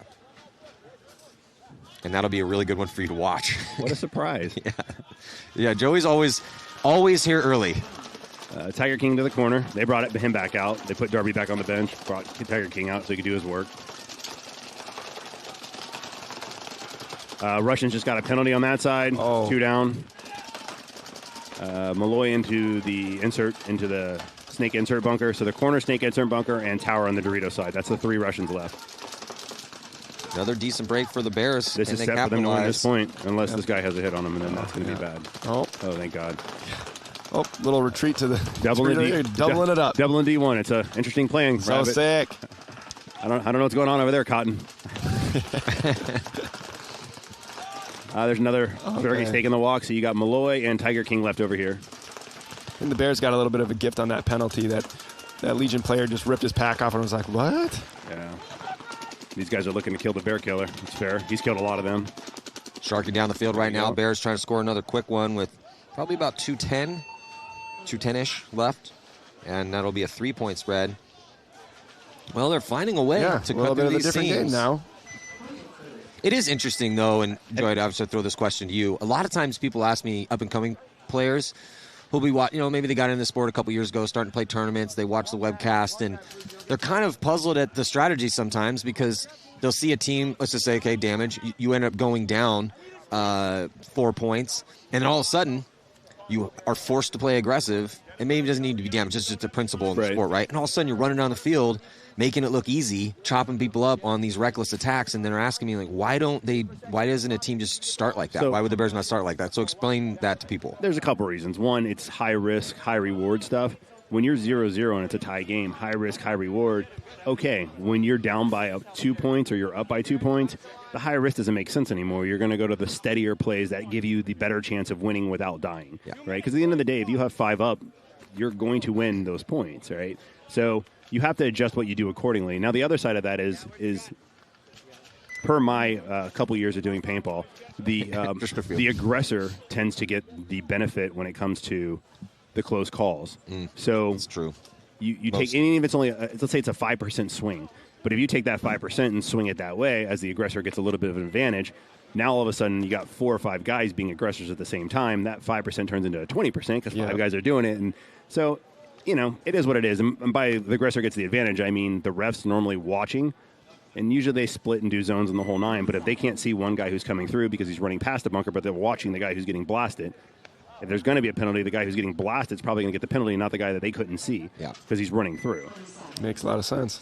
Yeah, it is just interesting because, I mean, obviously been here a few tournaments myself, but it is funny to watch, though, when all of a sudden a team like the Bears, there's 2 points in a row where they run on a reckless attack and it works out. The Bears were in all these games. Like, they're giving them away, right? They're getting stupid penalties. They blew a horn and the point they won. Like, you take some of those back, and they're smashing paint, right? Like, you fix the smashing paint, everything changes. They got one dude on the break. They lost the dude on the break. They lost 2 dudes on the break, so it's 3 Bears on 4 Russians. And Karslov just made D2, the outside one. Now he's going to the 50 block. Yeah, Karslov untouched into that 50. He's about to wreck this kid. 24 is going to get his back ripped. Oh, no, 24 sees him. Well, they made a move outside wide to check him from wrapping around that tape. Whoever that was saved 24's back for sure. Yeah, 24 is Jared Sester. And he's been pretty good for him. So we put numbers on the front of our jerseys, too, and so did they. I actually like that. I think I like it, too. I think it should be required. I also think we should go back to numbers on the loaders. Yeah, that would help you guys quite a bit. The only thing I don't like about that is sometimes it gets mushy and hard to see the paint hits compared to the stickers. Yeah. Especially at practice. I think there's only 1 Bear left on 4 of these guys, 4 Russians. Yeah, they're going to concede the point.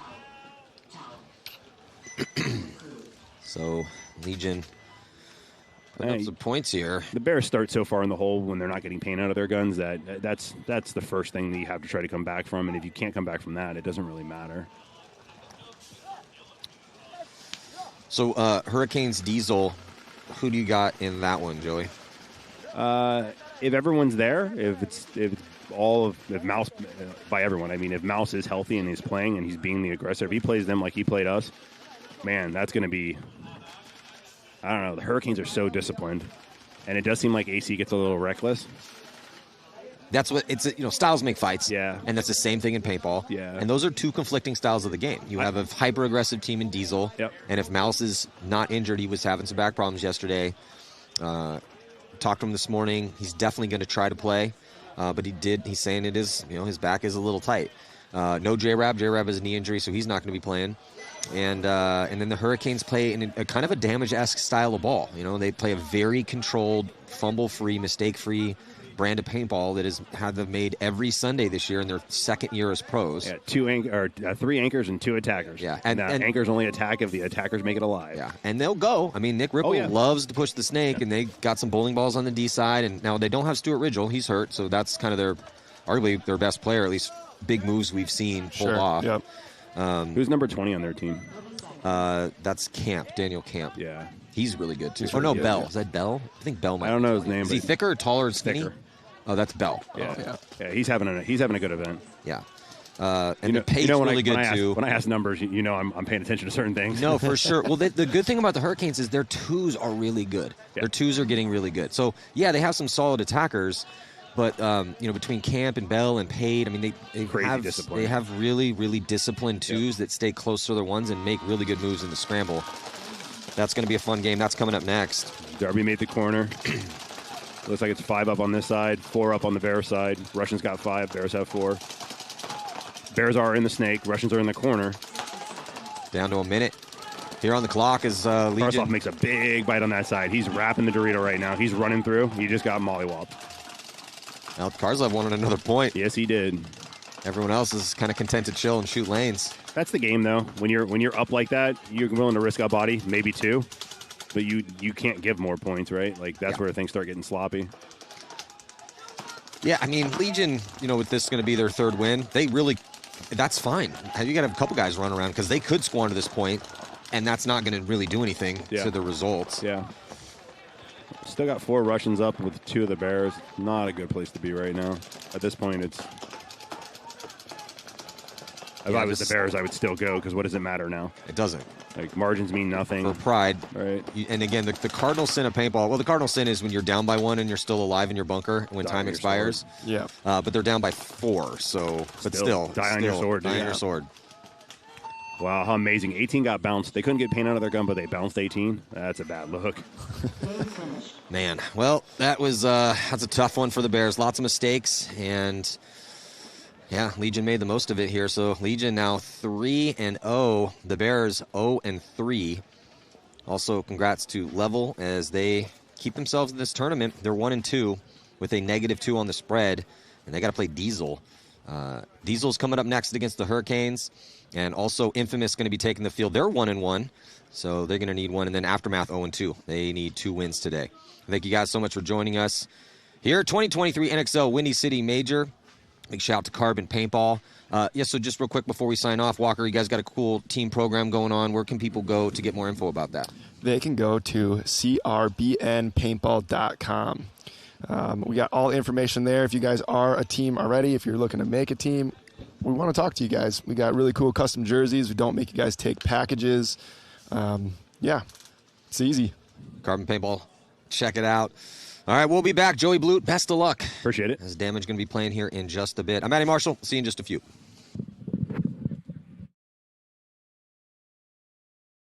What's a finger snipe? Never heard of that either. One really cool term that I like is like applesauce. Like if you like shoot someone up, you can like 15 ball someone, like you're chirping back and forth, you roast a guy, you applesauce that guy. What's a Canuter valve? Probably a die gun that I don't know about. Ooh, it sounds like an autococker part. That guy invented Canuter valve. It's a Canuter valve. Anything you want to know. Bunkering. Sure. What is bunkering? Bunkering is what you don't want to have happen to you. Run up with your gun, over the top, pow, pow, pow, and keep running. What are some other terms that There's one right here called a nose strap. Kind of push your mask up your head a little bit. But it won't fall and off. then because the nose strap, and then you feel like a medieval knight. See it out there. What do I call it? I call it a stupid fucking question. Am I allowed to swear in these things?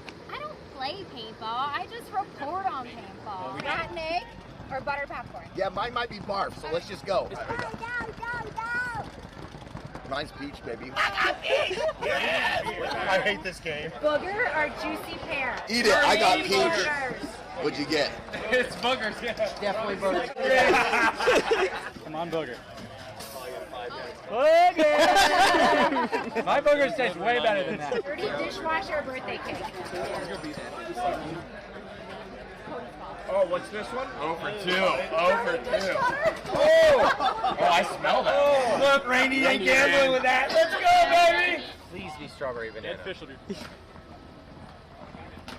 Do I have to eat it? Or dead fish? That's terrible. It's okay, Dorothy. I still love you and your family. That tastes like bad sushi. Like you go to that shady ass sushi spot where it's real sketch. Oh man. Hey, we're gambling. We're gambling with That's horrible, man. Stink bug or toasted marshmallow? I'm going stink Come bug. on, stink bug. So do I just grab it? Yeah, yep. No, you just eat it. Stink That's bug. delicious. You couldn't pay me to do it. Made me throw up the first time. I'm not risking it for another time. Please don't be dead fish. Barf is the worst one. That was nasty. Table next. We're here with Justin Rapcon from AC Diesel, who is injured for this event. How are you feeling? How's your leg doing? It just hurts every day, so it sucks. But I got a doctor's appointment next week, right after Chicago. So the doctor said I should be good for Cup. Either way, I'm playing Cup. That's the most important tournament of the year. Yeah. So let's talk a little bit about today. Day one, you guys went 1-1, 4-3 against Latin Saints. You just lost by 1 point. Damage. I heard you saying in the pit that it really came down to some poor decision making. Yeah. So kind of tell us what you were seeing on the sideline. I mean, for us, we had 3 penalties. We had an opportunity where Mouse was on their side. He bunkered clean, and then our own guy shot him. So I mean, that game, if our own guy doesn't shoot Mouse, he wins the point, and that game literally turns the opposite direction, where they're running against us with 17 seconds left. So I mean, it comes down to 1 point, but it was a lot more poor decision making in terms of that. We got 3 penalties, really bad ones. You get hit in the leg, like, you can't be selfish. You talked about it a little bit off camera, but it hasn't necessarily been the season y'all wanted. It is your first season as a team. You're figuring it out. But what do you think have been some of the greatest challenges you've had? I think the greatest challenges that we've had as a team would probably be our communication. You know, you're taking people who come from winning backgrounds, who won championships, who won the series, and have done it at a high level consistently. to people who haven't had any event wins at all, and then you're trying to mesh those two worlds together. So it's been very difficult to fine-tune it, where you're getting those guys on the same page, and you're not also like bringing down the level. So it's very hard to kind of make that adjustment and then push forward as a team. But each practice it gets better and better and better. Just gotta keep grinding at it. Talk a little bit about your decision to go to AC Diesel. Obviously, you were on Latin Saints, went back to Impact. The same pretty much squad went to AC Diesel. Why did you want to do that? I can speak for Mouse as well, because we had the conversation about it. Is we've won everything. We both won MVPs. Both won Golden Barrels. We both won event MVPs and World Series and championships and World Cups. That we wanted kind of to build our own team, and with the help of Mark, where he's allowing us to be able to kind of take control and build what we want to, and build a championship team kind of from scratch. So it's like kind of a separate goal that we want, because we've won everything else, and we want it. Yeah, it's another thing on the legacy, right? When people talk about us, it's we make new goals every year, right? You got to keep growing. You can't be doing the same thing over and over again. I got too content. We both did. When do you want it to become a championship team? Everyone thought that, because we did so well on Latin Saints, and it's the same team, but it's not.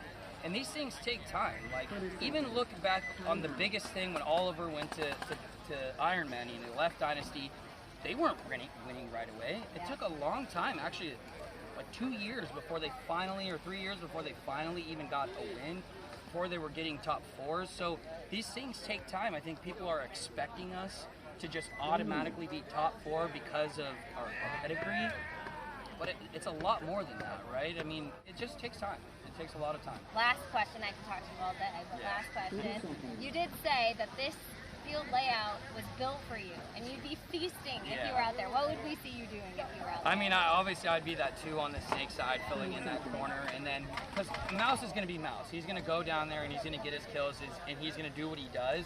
But I feel like in my head, you need a good 2 to be able to clean that up afterwards, where you can get down that snake, and another guy that can get down that snake and literally clean up the rest of the kills. And that's my job. Like, I'm so great at that. So like, watching this field and watching the team play, and it's really been a struggle. This is the first time where I've been at the event and I've been hurt and I haven't been able to play, and I'm coaching, but it's tough. It's really tough to watch when I know that I'm still like at my peak performance, and I know that I can still play at a top level. It's tough to watch when I know that I can do the job, and I know I can be out there, and it hurts when we are struggling in that position. So it does hurt to watch, but I mean, I'm doing the best that I can, trying to be the best teammate and doing everything I can to help us still be successful. Well, thank you so much. Selfishly, at least I get to talk to you more, so that's nice. But good luck to you guys tomorrow. Thank you. Let's go, X. Hey, we just need one. Let's go. Lo and behold, somebody took down Dynasty, and it was San Antonio X Factor in the semifinals in overtime. We set the pace right now. Punching their ticket to the finals to take on Tampa Bay Damage, who had a fight out of the wild card round. They defeated Rebel, moved on, took down the Hurricanes, and then took down Houston Heat to get here to this final match.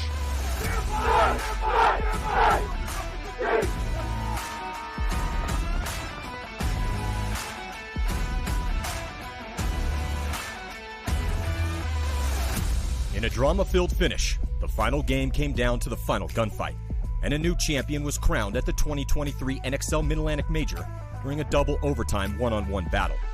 In the end, it was San Antonio X Factor versus Tampa Bay Damage to see who would walk away from Philly with the win and emerge as one of the favorites for the last half of the season. Though they met on the same stage for the last fight, they both had very different roads to the finals. That's how you overcome the first half. Hey, let's go. Hey, that's how you overcome the Tampa Bay Damage taking out Houston Heat and punching their tickets to the finals. Yet again, so many second place finishes for Tampa Bay Damage. They had one at the first event. They had one at World Cup. They did win Texas last year. I don't feel so bad about losing to them. Hey, my gun. Come on, get my gun. It's on. Yeah. Let's go, Amlayak. It's time. It's time.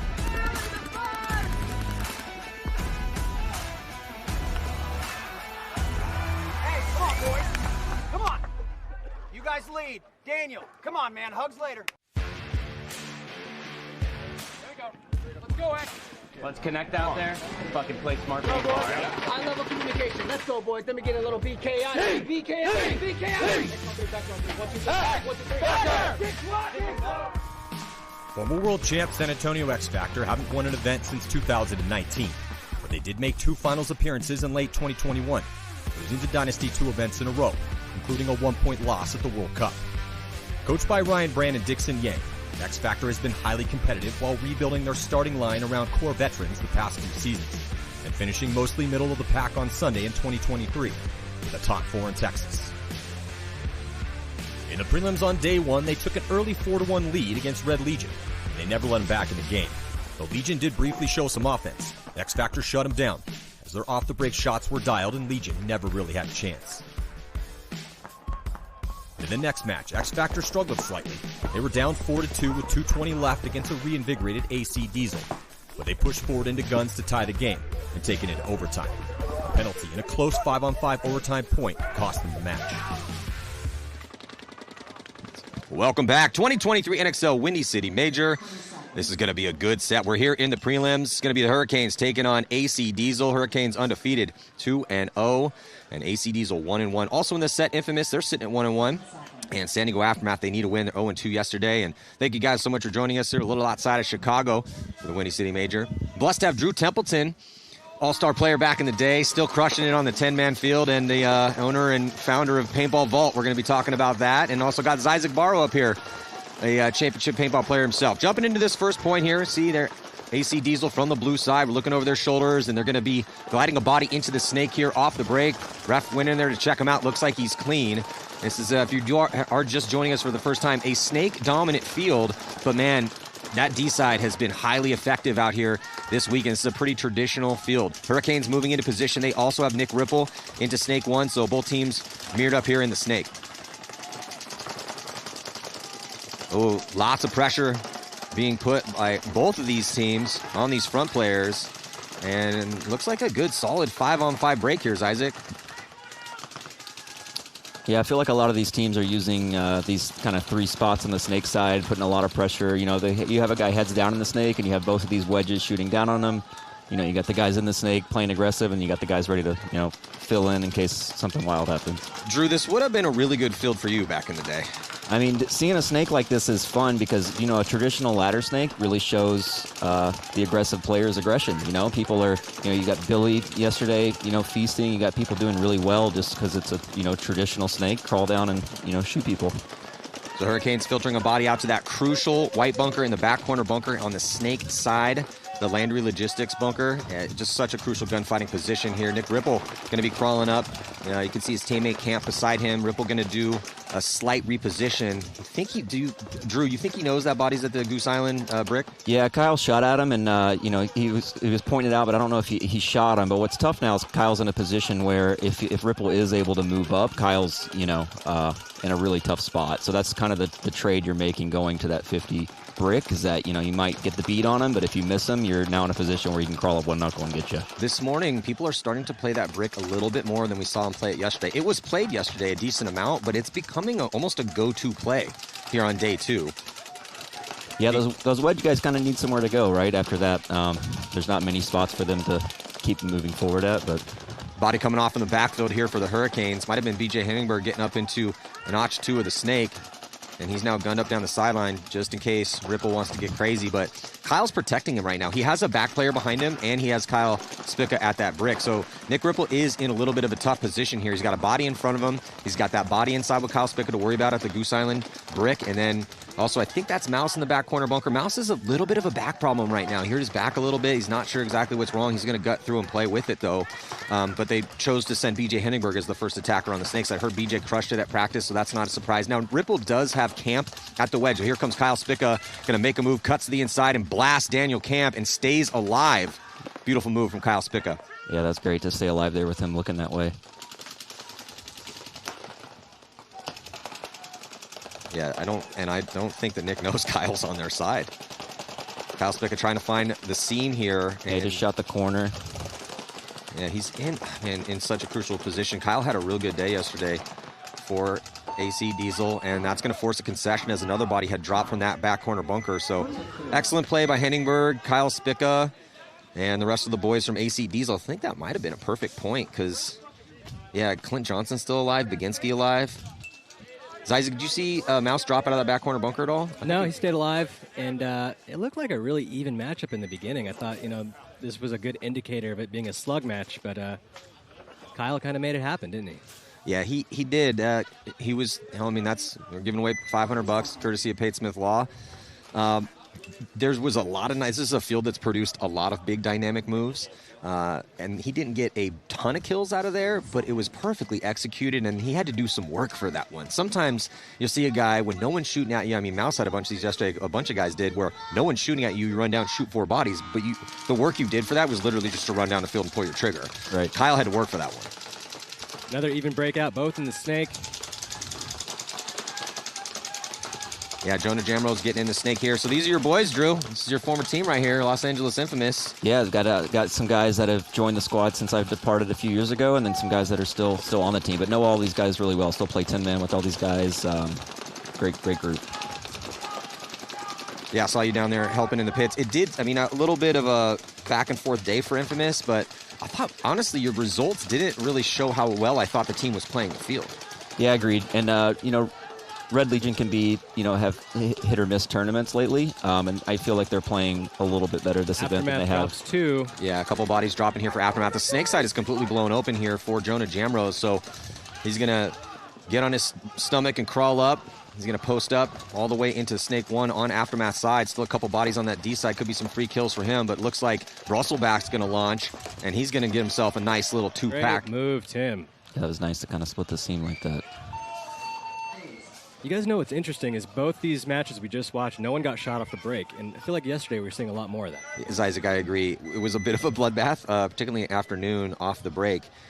This morning also, because it's Drew, we're not in your exact, your Chicagoland area is huge.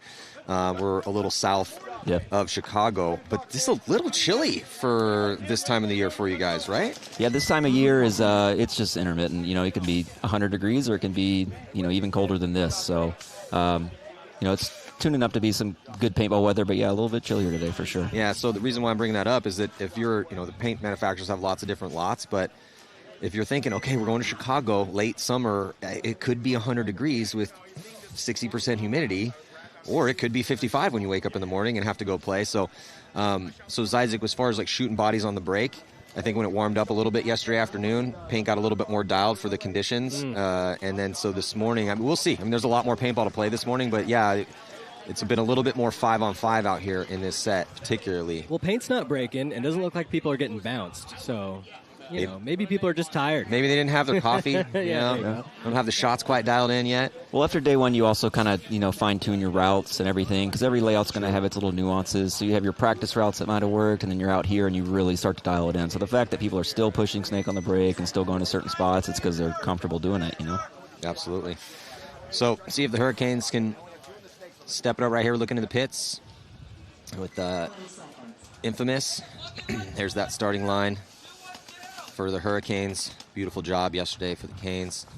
2-0, undefeated. And they're a little beat up. Talk to Mike Bianca, their coach. He said, I got a lot of guys that are it's about 70% right now. No Stuart Ridgel, still dealing with an ankle problem. And he's one of their kind of big players up the middle. Lucky for the Hurricanes, though, this isn't that much of a middle field. It's more Snake and D-side. Henningberg right back at it here to the 50-yard line. Might have got clipped, though, as he came across, and he did. So, but also looks like Diesel going to be losing another body from that D side. So 2 bodies dropping early here for AC. Hurricanes have a chance to tie this up. Looking over their shoulders here from the blue side of the field is Nick Ripple has been one of those guys. I think he's been shot one time trying to get into the Snake all day yesterday. Might have been another time, but he's been one of those guys that this is when I'll say they might as well just let Nick start in in Snake 1. Because he's just omnipresent in that Snake for the Hurricanes. So Ripple doesn't have a back guy right now. He's kind of working alone in the Snake. He's got the corner guy to contend with. Let's see if he can get down this thing. Yeah, they're just biding their time, shooting some lanes right now. Body language from the Hurricanes doesn't really, at least not for Ripple, but everyone else is kind of just chilling on their spots. Ripple does move up into that snake true to try to rip a lane cross field, but with a body advantage here, with a two-body advantage actually, and down a point, Hurricanes want to be careful, but it is up to them to push forward here into these 3 guns AC Diesel. Yeah, and Kyle might have just kind of lost his opportunity to go underneath. You got Drew Bell now on the 50 and pushing up another side. Oh, but he's, yeah, great move by Kyle. Caught him in the pin. It's in a bad spot. Yeah, Bell's in a tough position right now, trying to live by it. He's not a small guy, and that is not a big bunker. Gunfighting mightily, though. Gets the drop in on Spica. Nice. Now he's going to get, he doesn't even, goes right past the wedge to try to trade out with that back corner, but that's fine, man. But this is not 10-man, right? Bodies don't mean anything. Nope. We're not counting points for bodies, so if you're in a good position and you're in a high body moment, yeah, go run that guy down. Yeah, and there was an opportunity there after BJ was shot where, you still have Kyle and Mouse in there to fill the snake, and they had their brief moment to get back in it, but, Drew Bell saw that they weren't pushing it, and he took advantage of that, went up the middle, and kind of shut it down. Yeah, Hurricanes answering the call. Started with those off-the-break shots, and we're going to see the next line here come out for Infamous. This is also interesting, too, for Travis, because, again, this is a good problem to have, but because almost everyone on the roster is playing real well, so...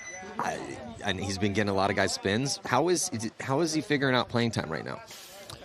I think he's just big on kind of equal opportunity. He knows that if everybody is playing well, that's a good problem to have, right? So everybody's staying fresh. You're giving other teams new looks constantly. So it's not just plugging in every player, but you've got players that are able to play different roles in the field. So you add all those combos up, and it's a good situation for a coach. It's making you guys harder to scout, that's for sure. Looks like Zach Paintion going to be going snake off the break. He played great yesterday, and he's going to get into snake one. He's going to ask for a check, though. Looks like he did get center punched, but they might have shot the first attacker over here snake side for Aftermath as Castro takes the walk. So 4-on-4. Zach running a different route to the snake than a lot of the other players. Maybe just trying to test it out, but catching it. Nice fill from Callie Rudolph. Get up to the wedge as they already have the wedge. Infamous has the wedge on the D side, looking like he wants to go. That's Sam Silberg making a nice little move up into inside D4 as they shoot another body off that D side. 3-on-4 situation in favor of Infamous, trying to stack up on this 1-point lead they got. Joe Barrett's been doing a great job of getting out of this corner, controlling that side and communicating. I had never played with him until last 10-man, but he's a great teammate, good team vibe, and a good communicator, and just a solid player. Yeah, Joe's a smart guy, good dude, hell of a paintball player, but his timing's really good. That's what makes him really good. And then, we know Joe pretty well, and he's been around for a couple years. One of the things he did need, say 2 years ago, was a little bit more offense. And then he showed he has that too. He kind of came up to us and was like, hey, I'm going to show you the offense. And we're like, okay, let's see it, kid. And he did show us that he can also play offensive. And sure enough, he gets a nice fill out and then a nice fill up. And now he's in Snake 2 looking good. And Thomas filling back. That's Callie. Oh, it's Callie. Yeah, big backfill from Callie. He's going to get behind Barrett. Which is a great move because losing Zach, if Joe were to get shot right there and Callie's in the wedge, they're in a really bad spot. So great move by Callie to kind of back up Joe down the tape. Yeah, so with these 4-on-3 situation, with a good crossfield spread for Aftermath, though. They have D2 back center and then the Landry Logistics back bunker. Oh, I think Callie might have just won that gunfight down the sideline. That's about as close as it gets. I saw something spray off. It might have just hit the edge of the bunker right there, but player himself actually checked himself, and that one, was that me or the bunker? I don't think it was the bunker. Well, it forced him to switch his gun, which allows Joe to get down the snake here. Yeah, that's perfect. That's fine. I mean, it's just, Callie's job right now is to control that guy and let Joe go to work. Talk to Joe. Don't let that guy poke out the side and catch Joe when he's moving up, and then let Joe slowly but surely make his. I mean, it's a ladder snake. It runs the entire length of the field. You have a lead, so Callie doing a really good job of controlling this back player here for Aftermath. See if Joe can shoot the back center. If he looks like he missed them, but if he can go one more knuckle, he's in a good situation here.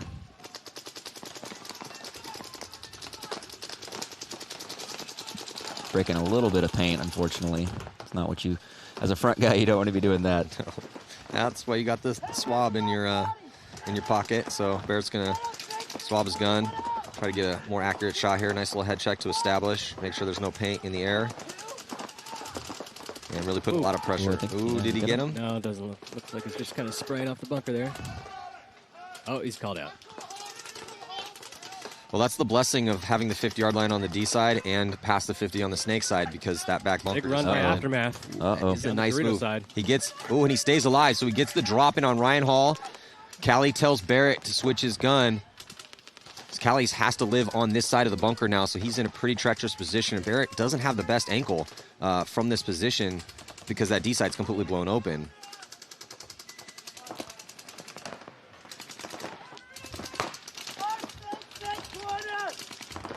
So Barrett's gonna go coast to coast, a big run here. Great move. Oh, that was perfect. Gets the drop on that back corner bunker. Oh, Callie dies, one-on-one. Yeah, Barrett is right by the buzzer, though. So the goal in this is to hit the buzzer on your opponent's start station, not just to shoot everybody. So Barrett's just going to bide his time and just perfectly played point there by Joe Barrett. That's about as good as it's going to get. He earned that one. Absolutely. He recognized that the Aftermath snake corner player, was sort of relying on his teammate on their side of the field to sort of win the point, so he didn't over-battle down the wire. Joe recognizes that and says, I'm just going to go get him. Oh, that was Grayson Gladstone over there. It was a great move by Grayson. Barrett just played it a little bit quicker. He was in the better position, and he executed. So Infamous going to take a 2-point lead. There's Barrett on your screen. Let's listen in real quick.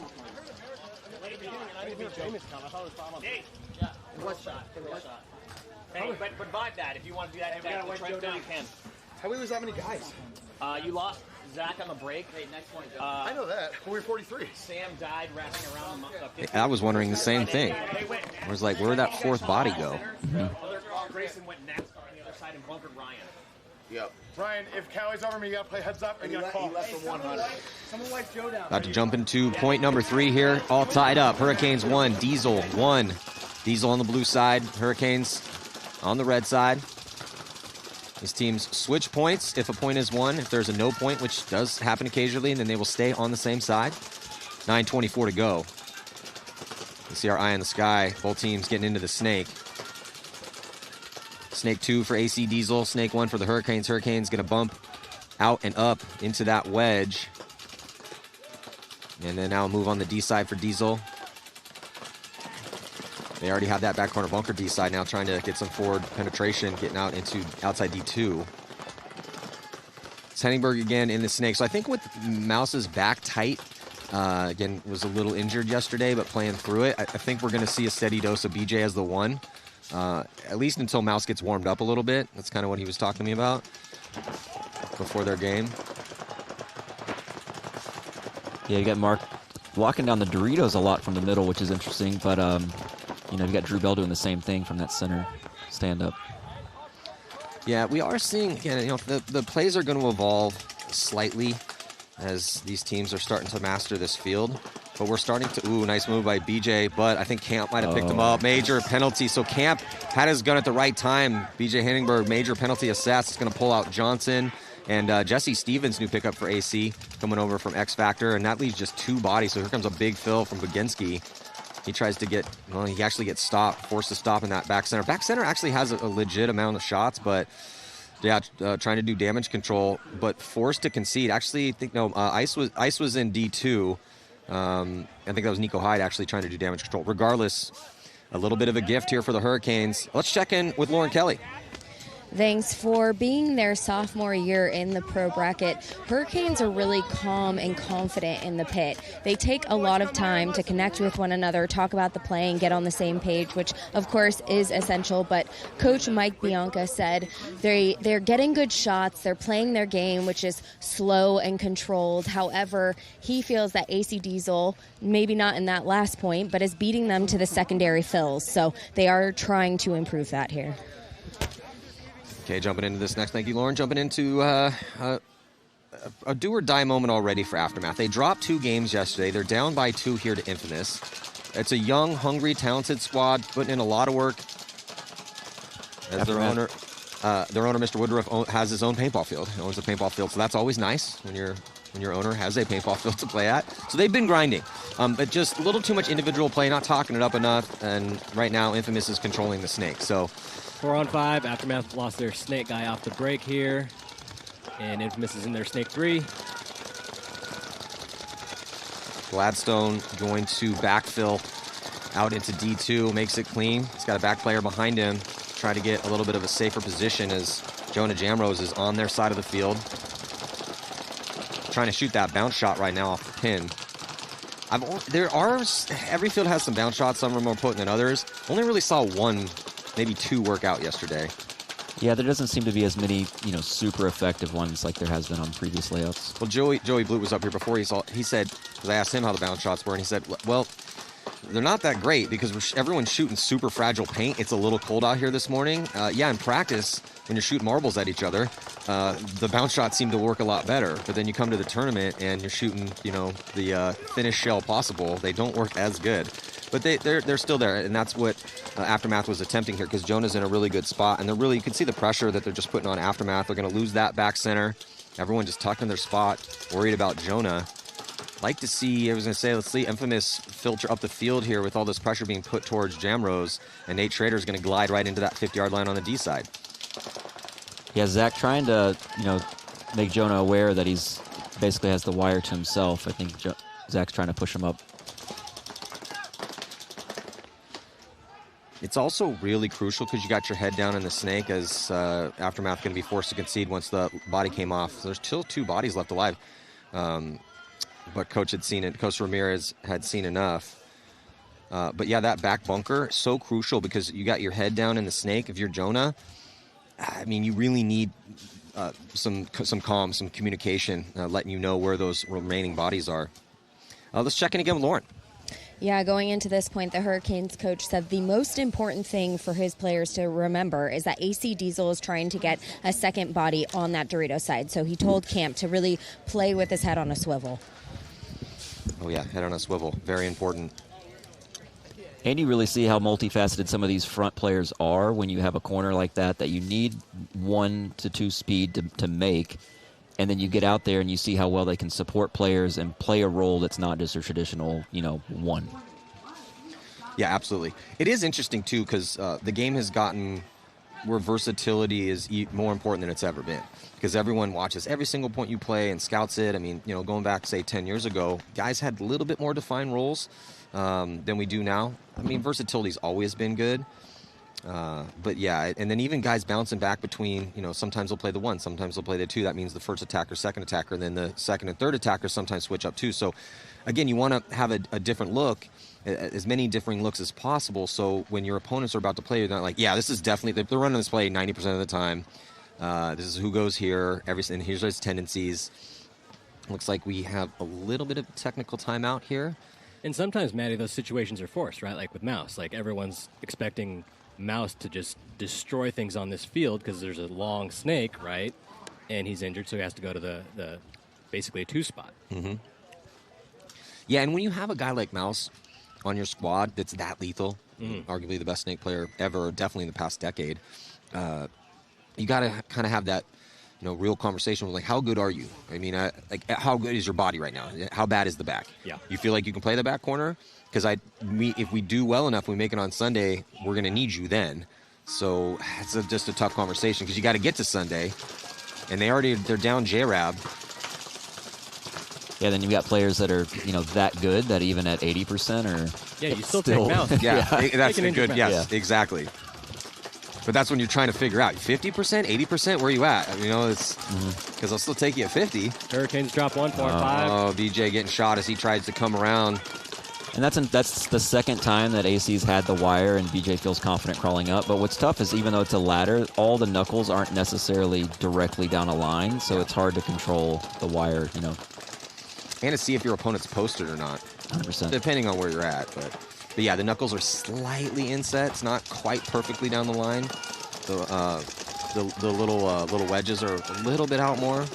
So if you're at Snake 2, you can see down the line. You're at Snake 1, visibility not as good. That's why that back bunker is so crucial.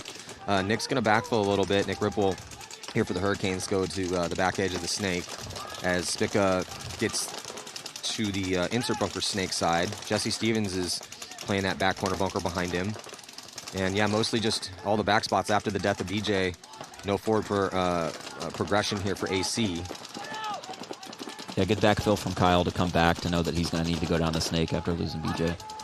Yeah, again, Diesel is down a point, and they have 6 minutes and 40 seconds to work with, so that is not a terrible position to be in. But it is going to be up to you to push forward at some point in time. So bide your time right for the right moment, but it does have to happen because the Hurricanes, they're great at this. Drew, I don't know how much Hurricanes paintball you've seen the past 2 seasons. They just got here. But they're getting really good at this. They kind of play like Damage a little bit. They'll play aggressive, they'll go up points, and then they'll take some spots. They're not going to hide in all the back bunkers, but they're really good at control. They make very few mistakes. They've made every Sunday this year. They're ranked 7th overall. It's been really impressive to see them in their sophomore season be this good already.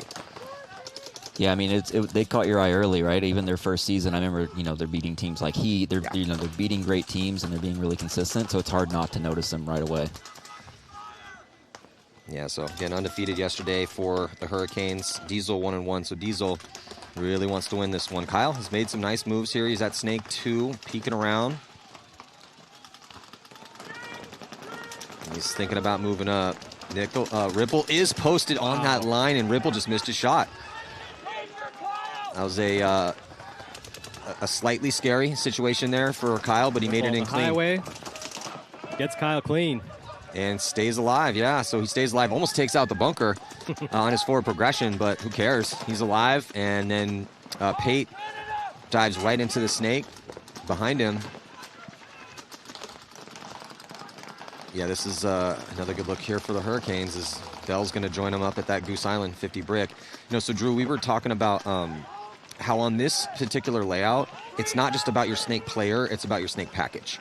It's about what 3 bodies are you going to be bringing to bear out here, and how well do they all play together? How good is the lines of communication back and forth? Is your front player willing to make moves that are creative like Nick Ripple just did in a tough spot against a real good enemy? Because sometimes, at least in these layouts we've had, sometimes it is just one guy in the snake. I mean, he's got a 2. It's more of like the 2, the 1 and the 2. But this one is just because it's just such a potent snake that you really need to have like 3 guys clocked in over here. Agreed. Even one super dialed in, one can't do it by himself on this layout. You need all 3 guys. Even just a wire plus him, that middle guy is showing how important he is by applying that extra pressure and being able to be dynamic if they lose a guy.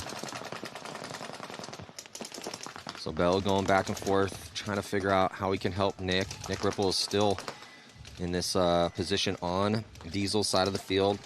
Diesel's just waiting for somebody on the Hurricanes to make a mistake because they are just kind of tucked into spots and can't really go anywhere right now. Bell's looking D side. Ripple's been posted up snake side. And I haven't heard Diesel communicate that Ripple is in their wedge. I don't know. It looks like he knows he's there the way he's wrapping that Dorito. But when he ran highway, Clint was looking that way, but it didn't really look like he saw or shot at him. So we'll see. Hurricanes filter a body that 50 on the D side. It's going to increase decrease the angles for those back players on AC trying to hold it down. Looks like he's still able to wrap all the way around that Dorito. Yeah, he's looking to make the next bump to shoot Ripple here. I think he's just a little unsure. You can lose guys on those Dorito side. Well, if he's gone, it's a bad situation for AC. Yeah, this is Sunday paintball right here. 2 really good teams with Sunday implications with just 3 minutes left. No one wants to make a mistake. Hurricanes trying to protect this lead, and they have a lot of the real estate. And then Diesel just kind of trapped in some rough positions right now. There's Jesse Stevens in the back corner bunker. You see all those pods on the ground around him. And AC is going to concede the point. So once Clint Johnson got shot, that was it. Yep. Even with the bodies left alive, with the full control. And this is what we were talking about this yesterday about the Hurricanes. They kind of just smother you. They don't make a lot of mistakes. That was a perfect point to exhibit that. They get in good spots. They don't give you much. And they kind of just smother you and force you to either try to get in a low percentage gunfight, make a low percentage move, or just forced to have to concede to preserve time. Now they'll be down 2. We're actually in the pits. Let's listen to Coach Bianca real quick. He needs to be here in a little. I can't be the best communicator up there. Yeah. But I'm just saying, you need to know that your boys are alive behind you. Hey, way to play. Let's get him more data. Start talking. Hey, Drew and Mike Brown, you guys have to connect better on that, okay? That's great, man. Even though they won that point and they have a 2-point lead, they're still having constructive criticism in the pits, needing apparently more communication is what Coach Bianco was trying to say. Jumping back in this one, pretty big lead right now here for Infamous, up by 3, 7:45 to go. Third point in a row that Infamous has shot the Aftermath Snake player on the break. Yeah, on a Snake dominant field, if you can do that 3 points in a row, that's ideal. That is absolutely ideal. And now they're going to get Jonah Jamrose. He's played so good for you guys this event. He's a great player, and seeing him come up through the Midwest. Minor penalty on Aftermath. Still making moves. Yeah, and Jonah had to fight through some injuries, too, so it's good to see him just chalking up kills crossfield here. Yeah, this is going to be a 4-point lead here for Infamous momentarily. Got a little bit of a gift on the penalty. Still got a little work to do, but it's just going to take them time to figure out where that last body is. And they shoot him out, going to force a concession, so Aftermath protecting that time. But, yeah, it's starting to be a lot to none right now. 4-0 going to be the score. It's going to make it tough, though, if Infamous, if they win this match and make it to Sunday with everyone getting spins and playing well, it's going to make it hard for Travis to figure out who's going to be playing on Sunday. Again, that's a great problem to have. Let's check in again with Lauren. Thanks. Mike Hinman was talking to Clint Johnson after that point, and he said, when you're in that position, you're down on bodies, you've got to try something. It's a game of checkers. He said, we're waiting for you to try to go get a kill, and the time is ticking off the clock, so you've got to try to make something happen, otherwise we're just wasting time. No, he's not wrong. If you're a coach and you're in a low body, treacherous spot, you're thinking, okay, do I have to concede this in order to preserve us, to get us back to 5-on-5? But if your guys are being proactive in that position, then you'll let them ride for a little bit. Give them another 20-30 seconds, see if they can make some magic happen. But yeah, kind of forcing their hand in that last one. Well, jumping back in, they still have 2:27 to go. Houston Heat did score, I believe, a 12-second point yesterday. So that's what's possible out here as far as running a quick point. And Diesel has the wheels to do that. So. But with the 240, 235 when we started, I mean, that you could run 2 standard plays and not have to get too crazy out here. Looking over the shoulders for AC. Hurricanes losing a body off the Dorito side. Kyle's been doing damage in the middle. Looks like he's probing again to do something. And up to the Goose Island bunker again. And sort of opposite of what Mark Johnson's saying in the pits, you've got Hurricanes who are up bodies and up a point last point, and you've got Nick Ripple that has the awareness to make a move aggressively to really, put the stake in the ground that they're going to win the point and make it harder. So you love seeing that even when they're up bodies. Here comes a big push down the D side as 2 bodies come off for the Hurricanes. Oh, he's untouched. Oh, he might have got shot by his own guy. Nope, still alive. They've caught a bouncer. He's going to get in, and he's hitting the buzzer, so they needed a quick one, and they got it. Nico Hyde, great job by Nico Hyde. Runs through, gets himself, I think, at least a 2-pack, maybe a 3-pack in a very crucial moment. How long was that point, Matty? Spica on the attack as well, too. That was about a 2-minute, maybe 2 minutes and 20 seconds. We had about 3, no, was it 2:45? I think we had like 2:45. They need to do the next one a little bit faster to tie this game up. Yeah, but 1:15 is obviously, look, quick points come from kills off the break. So with 1:15, see if you can get a heavy guns break, get a kill, but then wherever your strategy or wherever your personnel is, you're going to have to launch at, I'd say, about 40, 30, 35, 40 seconds. You have to start committing to the big moves. So that's probably what we're going to see out of them here. And the whole team has wheels, so, some teams have more wheels than others as far as speed is concerned. And in that minute 15, you want to put out some guys that have some quickness. Like a Isaac or a Drew Templeton. Yeah, you don't want guys in their bunker when the buzzer goes off. No. Let them running down. Cardinal sin of paintball is to be alive in your spot when you're down by 1 and the time expires. Infamous definitely starting to run a few players, more than others. Kind of back to what you're saying of playing the whole roster. I've seen Joe out there a good bit. I think Jonah's starting to kind of get the line share over Zach and the Snake. Jamrose quickly to their Snake 3. Grayson consistently moving up. Jonah shooting him from the Snake, but he's consistently getting up that Dorito side. Yeah, Grayson Gladstone taking the walk here for Aftermath, and that's not going to help them. He's one of their best players. Yeah, Infamous looking like 4-0. This next point here, looking great. Jamrose again in the snake. He's kind of by himself, though. Doesn't have a back player behind him. Yeah, I'm surprised that Joe hasn't moved to the corner yet. He's usually pretty on top of the situations, but also you don't want to think, you know, there he goes. Well, he listened to you. Yep. Yeah, nice fill out here. Joe Barrett going to get behind Jonah Jamrose. And Jonah making the most of this awesome position he's in. Bodies are starting to drop here for Aftermath as they're trying to counter. Yeah, there goes another one.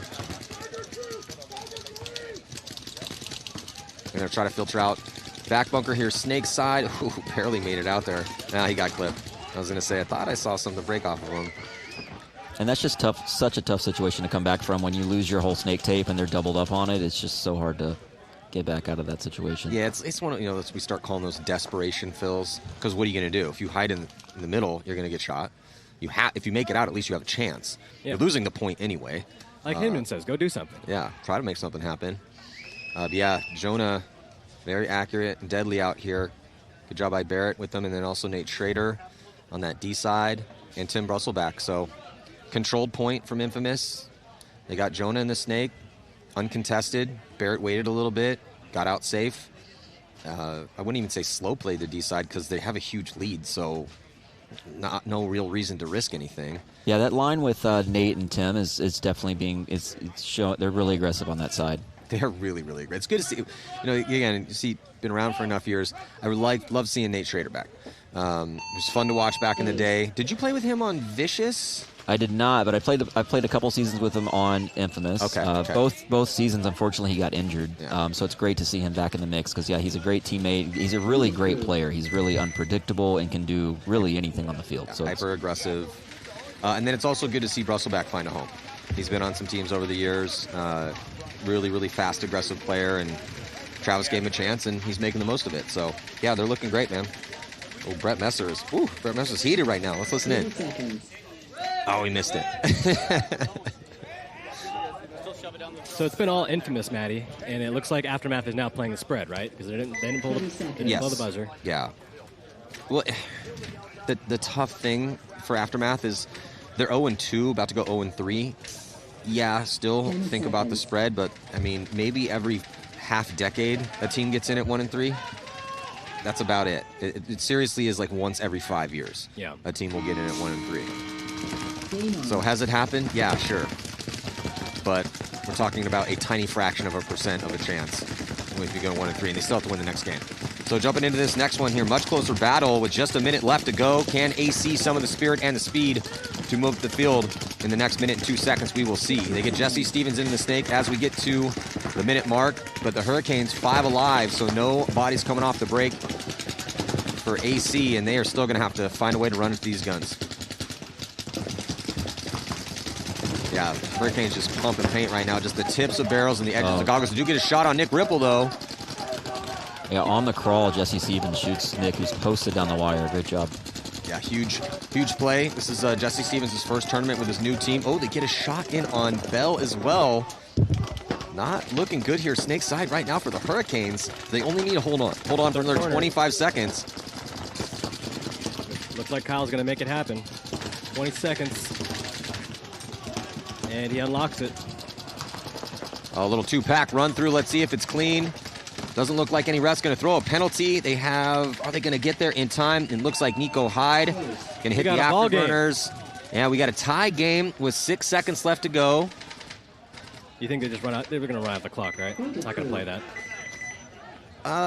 Man, you'd be surprised past couple years. 6 seconds. I think they will. They'll go ask both teams. So, hey, you want to play it? Hey, you want to play it? And if they both agree to not, then they will move on and go to directly to overtime. I mean, the only thing, Heat has scored a 7-second point. The Legion has scored a 9-second point. So that's about the measure, though. I will always try to find a guy like Alex Skolman and be like, hey, gun to your head, how fast do you think you could run from start station to start station? Do you think you could do it in 5 seconds? So I think 6-7 seconds is about Anything less than that, there's really no point. Because then all you're really, it's kind of, the only thing that could happen is a major penalty. Yeah. That's the only thing that can happen. So still a little bit more time left in this one, but unfortunately for Aftermath, Infamous just needs one more to get that Mercy Rule win. Yeah, it's really going to work out in their favor. They needed a high spread after the loss to Red Legion yesterday. Aftermath pushing pretty hard.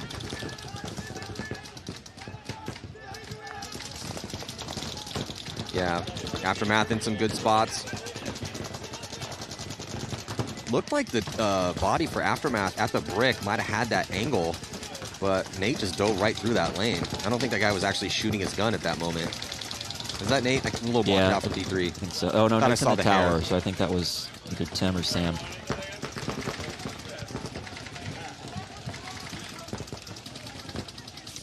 Yeah, Infamous just rolling guns.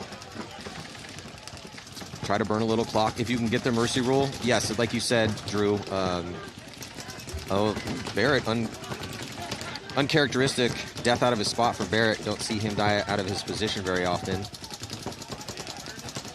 Shona thinking about moving up into Snake 1. He's edging out, trying to get... Ooh, Morris clipped out crossfield. That was a good kill from Nate. It came from deep 2.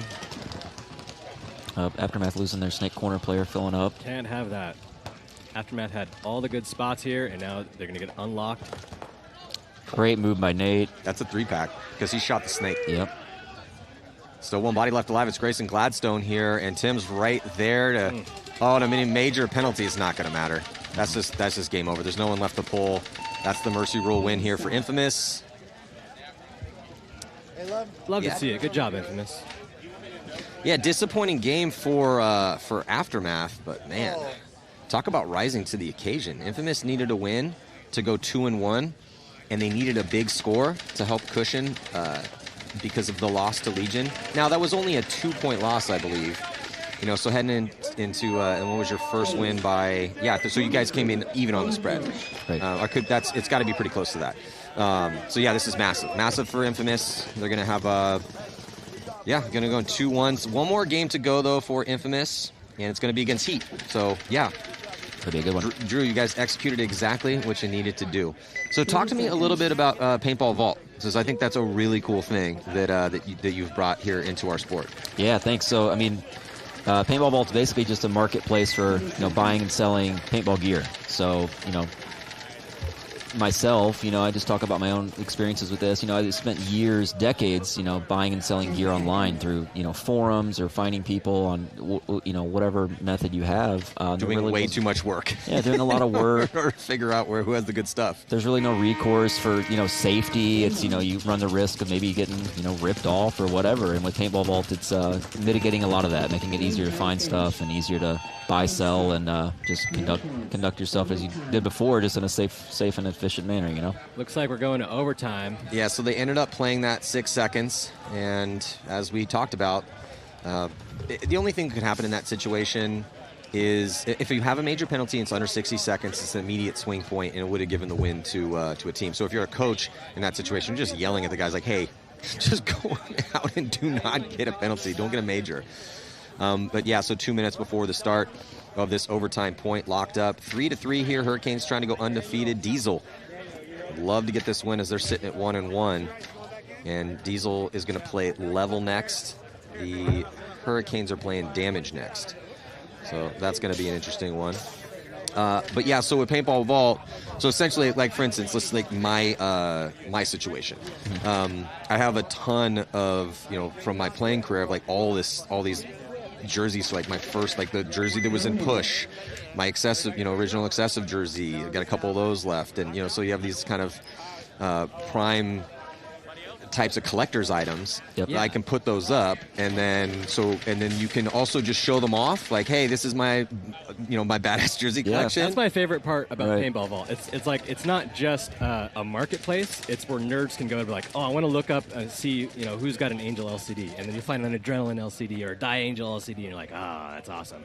Is it for sale? No, it's they're just bragging about it. Yeah. But I thought you were the perfect guy for that. But that's a good point, because I know that you're a collector, Yeah. and you have this amazing gun collection and this jersey collection, and you played top-level paintball, so you got all your stuff from all the years that you played on Infamous and all these awesome teams. But it made sense that someone like you would create it because, like you said, you have to go to these forums and figure out who has this, and you get a rumor here. This guy, hey, let me buy this awesome autocock from 1995, and now you can just go to one place where people can either show off their stuff or you can put offers on stuff or they'll put prices on it. So yeah, we'll talk a little bit about that more here, and got Drew Templeton and Zizek Barrow up here. 5 minutes on the clock, all locked at 3. Who's going to take this game? Diesel. Hurricanes pushing hard on the Dorito side. Yeah, Diesel pushing up Kyle Spickle, but Diesel going to be losing Jesse Stevens from Snake 1. I mean, he's looking back at his guy like maybe he got shot in the back. I think he's looking back to be like, why weren't you down the wire kind of look. It looked like it. Yes, he was looking back that there was a mistake made somewhere, but now looks like Mouse going to get shot out of that back corner bunker, so it is not looking good here for AC Diesel. Just 3 bodies left alive. They're not out wide. They're kind of tucked in the pocket. Yeah, Spica has some decent forward progression up to the wedge, but it's looking pretty solid here for the Hurricanes. Kyle's, I think anyone's going to be a little uncomfortable in that situation because they know that Hurricanes has this. There's somebody in that long snake, and I can't see him crawl to my side. Yeah, I don't know exactly where he is, but I have to be careful. And he also has to be careful now because there is, good kill here. It's not even on the count yet, but it's now 4-on-3 situation. That's a tough death for the Hurricanes dying off that D side. They do have a body at the 50-yard line D side. I think Nick just a little ripple here, just not quite sure if there's a wire. I think otherwise he'd be maybe pushing up a little bit more with the player right behind him. Yeah, with the way that with Ripple plays, if he knew that there was no one over here, he's going to be down this side. He's a hyper-aggressive guy. He's the most aggressive guy on the Hurricanes. Coming over from Europe, which is a great story, too. He's the best snake player in Europe, and decided to, he has to travel like 14 or 15 hours just to get over here from Germany. Hurricanes dropped their 50 Dorito guy. And Ripple looks like he's posted for someone down the wire. Yeah, I don't think they saw the corner player come out. I know he knows he shot the snake, but beyond that, I don't think he knows he shot the corner side. That's, again, another tough death because now it's a 3-on-3. Kyle's got an opportunity for a highway run here. If he goes on the outside and down the highway, looks like he can get a couple. Let's see if he recognizes it. All 3 players for the Hurricanes kind of trapped on this snake side. And Kyle playing it like he knows what Nick should be doing by being on their side, but it's like, but the timing just doesn't seem quite right. Yeah, so back center for AC, Kyle Spica at the wedge, and they also have a body in outside D2. And everyone's kind of just playing peekaboo a little bit right now because I think almost everyone is a little uncertain of where their enemies are right now. And it's overtime, your mistakes are magnified in this point. Oh, I'm not knocking them. That's not a criticism. It's I'd be doing the same thing right now. Like, absolutely. Hey, Drew, are you certain? Zizek, are you positive that there's no one in that back corner book? No, I'm not. I don't know if there's a guy back there or not. Yeah, you don't want to be that guy. Yeah. Where that? I don't know. I'm not sure, to be honest. I know there's a guy in the snake. I know that, but I don't know where he is. Kyle's putting it together, though. You can see him trying to figure it out. Not sure who that was at backfield, but good fill from AC Diesel to come out this way. Yeah, making the move over to the door here, snake side. Still checking off on that D side, though. So, again, there's no one alive on the D side with 2 tough deaths for the Hurricanes over there as they had a 5-on-3. Squandered that opportunity, so now it's a 3-on-3. So better field position on the D side for AC, and then way better field position on the snake side because they actually have 2 bodies in the snake. So Kyle's going to back for a little bit. No. Oh, that's good. I think that is Nico Hyde. So Nico Hyde losing a gunfight over there. I don't know. Do you gunfight when you're over there, or you just, stay alive for your team? Well, you have a minute to work with. If we don't get a winner here in overtime, we will go to 1-on-1s. So we're at 60 seconds. It's 2-on-3 in favor of the Hurricanes with that death of Nico Hyde. So, to answer your questions, Isaac, it totally depends on what my opponents are giving me, right? If I don't really want to get in that big of a gunfight. If I have that entire side, I kind of want to wait, bide my time, and then start making moves up to increase that angle, and then get in a higher percentage gunfight for myself. Mm-hmm. Yeah, you want to take advantage of having the side, so that comes at, maybe winning the game down that side, but you want to not make the mistake of dying on And an going island. down the Dorito side, looks like they got Kyle. Yep, and looks like this one's going to be... So it's just BJ Henningberg left to try to hold off this attack. He's got 20 seconds to work with Dorito here. guy. He got the shot on Bell. Oh, but then Nick Ripple having a game out here, clocking in to get that last kill. That is gonna do it here. Was that Henningberg? No, I think that was Ice. That was Mark Baginski. Yeah, that was Mark. So poor Mark Baginski, and he's in a tough spot, right? The D side's completely blown open. He gets that kill, but then that was a really good read and react from Nick Ripple because he had moved up and was able to get that shot on Baginski as he switched over to finish it off and to take that victory. That was a well-played game. Hurricanes, big statement to the league, taking down AC Diesel with that monster all-star lineup. So Diesel now 1 and 2. And they're in a must-win situation against Level, and they need to put up a score. The Hurricanes undefeated through 3. One more game to go. It is against Tampa Bay Damage. That should be a fun one. That'll be going down at noon in the same set with Heat and Infamous. Yeah, that's a great set. That noon set. Drew, we're having you come back on for that one. So awesome. That's a good one that you picked. So thank you guys so much for tuning in. Going to take a short break. We'll be back, though. 2023 NXL Windy City Major. I'm Matty Marshall here on Go Sports. See you in just a few.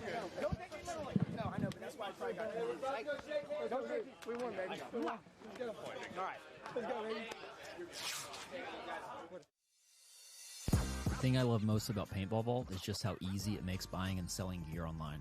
I know as a buyer that Paintball Vault has my back in case anything goes wrong, and as a seller, they're on my side to help sell my gear and give me tools to make selling as simple as possible. I can sell my gear, take offers, or just show off my collection. Paintball Vault to me is the way that buying and selling gear online should be done. It's safe, it's easy, and it's built for paintball. Sign up for free and see just how easy Paintball Vault makes buying and selling gear online. Get out! Get out, nerd! Get out of snake! Get out of snake! Come on, get out, man!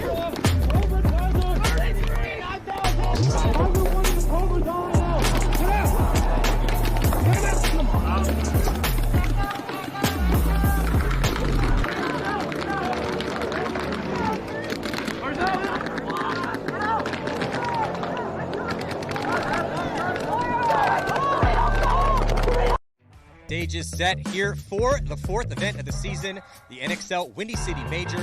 Top teams are ready to go. This is going to be a bloodbath field. Can't wait to see it. Make sure you check it out.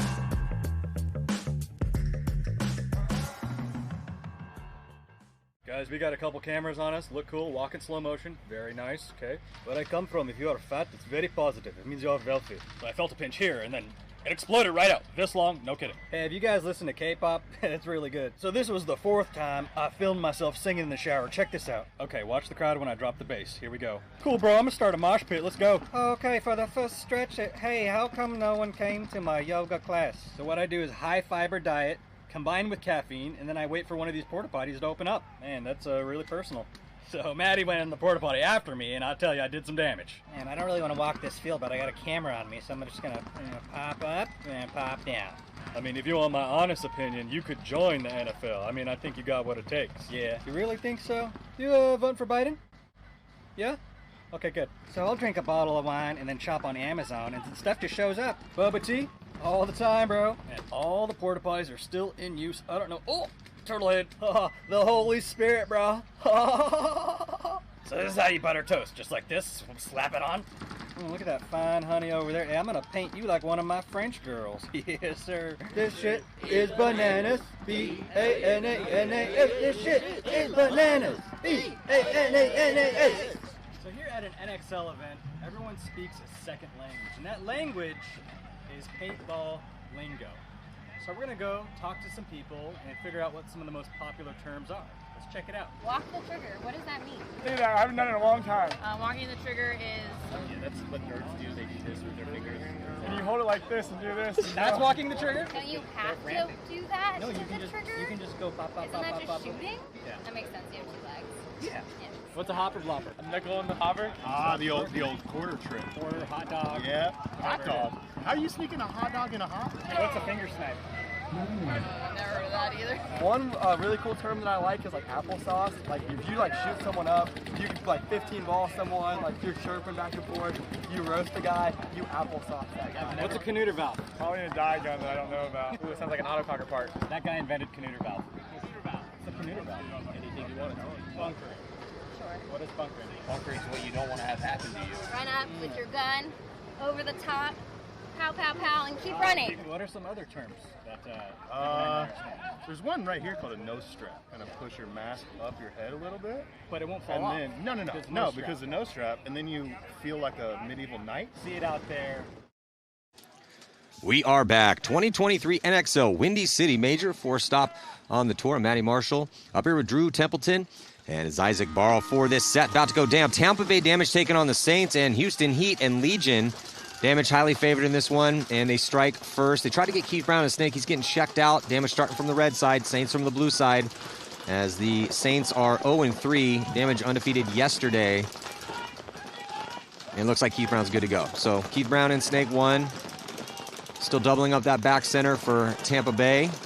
And they got 5 bodies alive, working in a 5-on-4 situation here currently. Keith Brown, the hummingbird, he sees the slow motion and from a bird's eye view. Randy moving up the center there to Goose Island. Keith's going to do a little tactical retreat, get back to the back of the Snake, look towards that D side.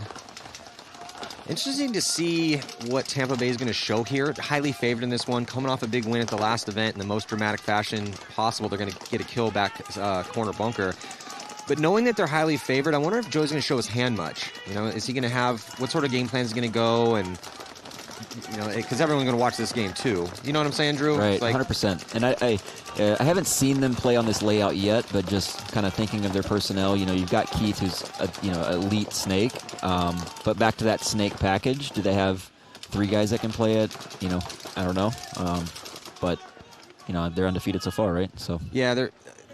I mean, it's Tampa Bay. They went about 10 years without a win, but Jesus, the past 2 years they've been one of the top teams. Second place at Cup. They just won the last event. They won in Texas last year. But you know, knowing that everyone's going to watch this game, knowing they're heavily favored, sure, they'd love a big blowout mercy rule win here, but I just don't think they need to show their hand much. Just kind of run a standard game plan, and if it's working, just keep running that. Keep the guys fresh. Don't get anybody hurt. Well, it's hard to glean anything, right? Because it's the first place team against the 20th ranked team. Yeah, so it's like, okay, what do we learn there? Are they going to do that against Dynasty? You know? Yeah, and Damage's next match will be against the Hurricanes. And the way the Hurricanes are playing, and they have a very similar style as Tampa Bay. Mm-hmm. So Tampa Bay will come out, and we just had Joey always, it's like, oh, we're saying we play slow. I'm like, no, I say that you play fast until you get a lead, and then you definitely play slow. You're saying you don't. He's like, well, that's the best way to do it, which he's totally right. But so they will play a quicker brand of paintball in the beginning, and they will drop hammers, but they're like the worst team in the league to go down 3 or 4 points to. Yeah. Because they just play that weight game so well. But the Hurricanes also play a similar style of paintball. So that could be a fun one. It's the term, Maddie, slow. You know, they don't like that term. Yeah, say controlled. Yeah, how about controlled? Intelligent? Yeah. We'll take methodical? That. Let's use methodical. Joey, will you take intelligent? How about that? Is that cool? No, I love Joey. So jump into this one. Now, this could be a battle here. Houston Heat, but Legion warmed up in a win. Legion's looking outstanding. Got to shut Karslev down on that D side here.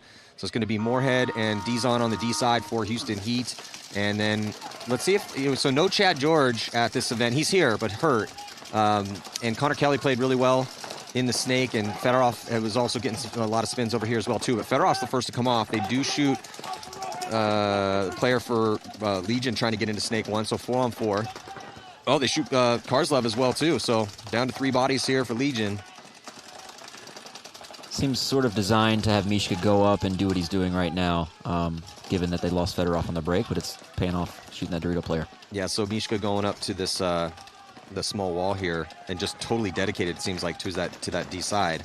But getting some communication, hey, we already shot Karslev. Because and I know Houston Heat did their homework, if you're watching Legion play, you have to shut Karslev down on that D side. Yeah, Snake side, strong side, but the strong side for Legion is the D side, with how well Karslev and Kirill are playing over there. Yeah, I wanted to say it last match, but when you have such a Snake-dominant field that teams are only leaving maybe one guy over there, aggressive, good Dorito players can take it. I think they thrive in those moments of taking advantage. Like, okay, you're going to send 4 or 3 guys at that side. I'll take advantage and win this way. Looks like a hopper hit. Yeah, well, Mishka, it could be rubbed too. I mean, there's a referee right there staring at him. He's got some of it on his arm as well. But yes, from this angle, it does look like it hits Isaac. I'd throw the penalty right here. Well, he's got the head ref staring at him. I think that's Big John staring at him as well, too. Sergey at the wedge, popping the top over there, really committing, try to get the angle on Moorhead and Dizon. Russians in the snake now, Maddie. Yeah, they get Alexander Burtnikov into snake 1. No one in the snake with the early death of Fedorov.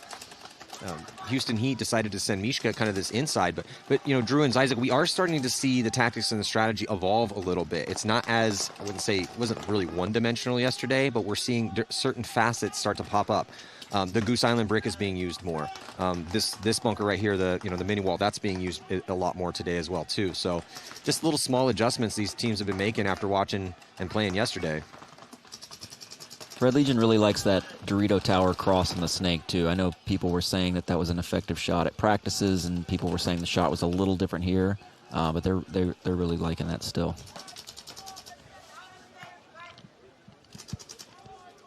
That allows players like Sergey to have these deep Dorito cuts, waiting on Moorhead and Ronnie to move. Just makes it hard for the other team to be aggressive. And if you are tuning in on your social media networks, please head on over to gosports.com. Watch the best paintball teams on planet Earth throw down here, the Windy City Major. As we are getting our way through the prelims here on Saturday. Sergey taking the walk here for Legion, so down to just 2 bodies. 2-on-4 situation here. High body moment for Heat.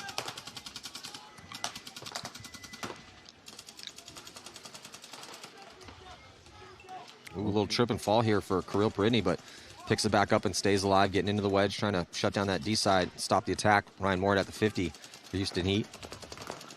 You can see Mishka wants to go get him. The battle on the D side. Here goes Dizon launching on your screen. He's going to run through and dices up Kirill. Malloy is screaming bloody murder that it was a penalty. It does look like a major is going to be called here on Houston Heat. Do they have the bodies to pull? Mishka is still alive. Tyler's still alive. I think Mishka traded with Britnikov, so I think it's going to be a no point. Yeah, but Mishka's going in there at the buzzer, like he's good to go. And then Tyler, I think, was pulled on the penalty. So they're going to have to assess. A major penalty is 2 bodies come off. I didn't see if Moorhead was hit, so maybe he was pulled on that penalty. Point's good.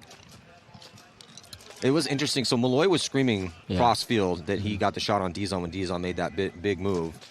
I didn't see exactly when he was hit. Did you guys pick up when? Yeah, Dizon he did was pick caught? him up before the Dorito. And Ronnie, even though he continued with forward motion because he's sprinting, he did sort of pull his gum out. So I'm not sure if he shot Kirill, but penalty nonetheless.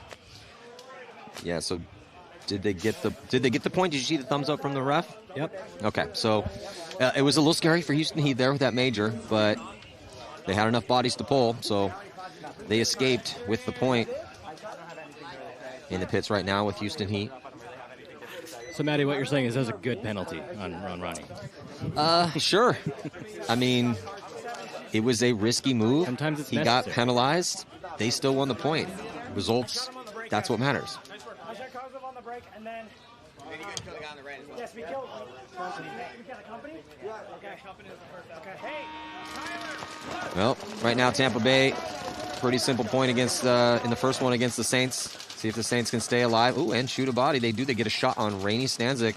Damage still doubling up that back center. Saints lose 2. Yeah, looks like just 3 now in the Dorito. Yep. Yeah, 3 on 4. Oh, no. Another body coming off for the Saints is D2 taking the walk. Jason Edwards is going to move up the field here on your screen. Number 13 for Tampa Bay. Gets up into the wedge.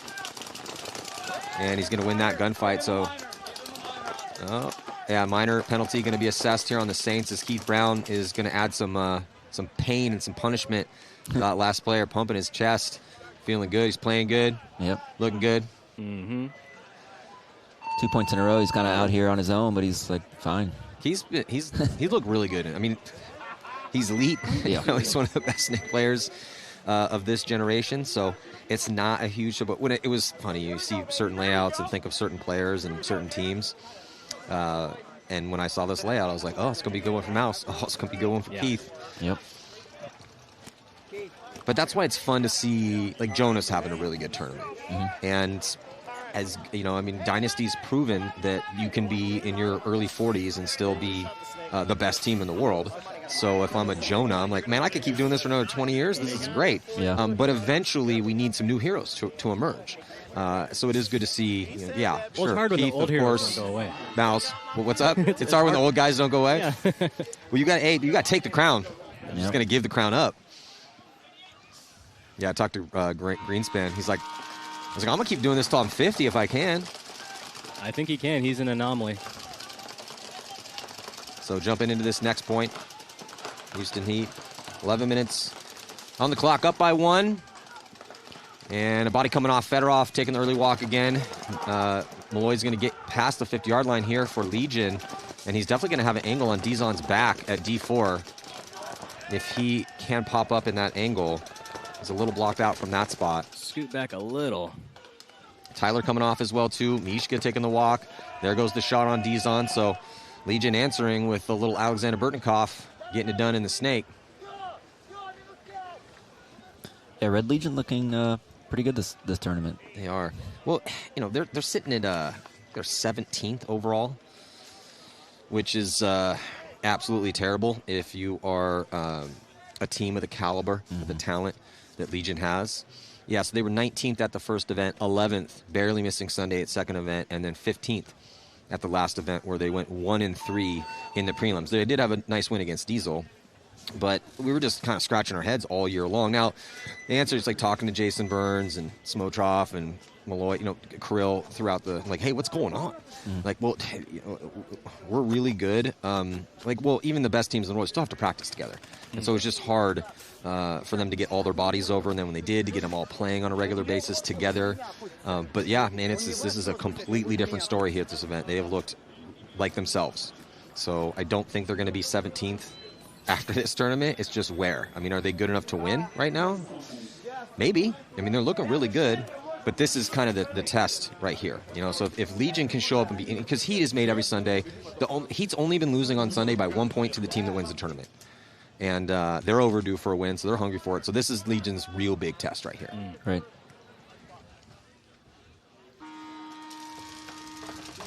Two to 0 to score here with Damage, and the Saints. Can the Saints live through the break? That's the question. Looks like they do on this one. 5 bodies alive for the first time for the Saints. Blackie getting a spin, making the snake. He's been in limited engagements out here. He's been pretty solid for him, for the most part. And he helped him win Texas last year, so he's earning his keep on Damage. A little fill up the field. Randy Stanzik going to get to the wedge, try to get a shot as Colin Cherry diving into Snake 1, not able to do it, though. Cherry gets in alive. Got a teammate behind him. No one in the back corner right now for Damage, as they have a good crossfield spread, though. D2's hot. They also have the Temple back center, Snake 1, and then Rainey at the wedge. Colin Cherry, a little bit better field position here currently than Jared Lackey. But also, this is Damage Paintball, right? You know, take some good spots. You have a lead. You know the Saints have to push forward. Well, let's see what you got, guys. Let's see what moves you can make. Colin Cherry getting shot, trying to get past that 50 or into it. So there's the first mistake.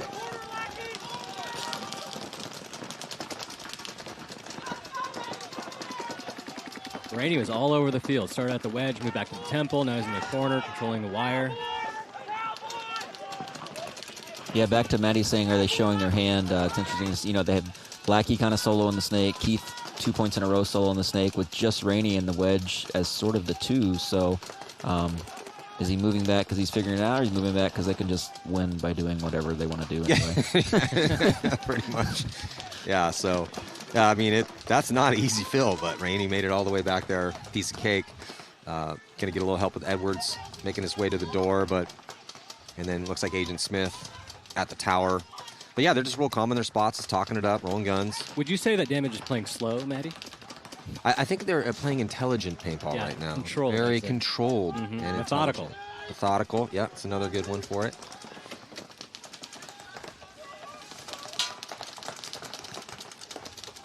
Yeah, I mean, it's just going to be a steady dose of the edges of a goggle, the tip of a barrel.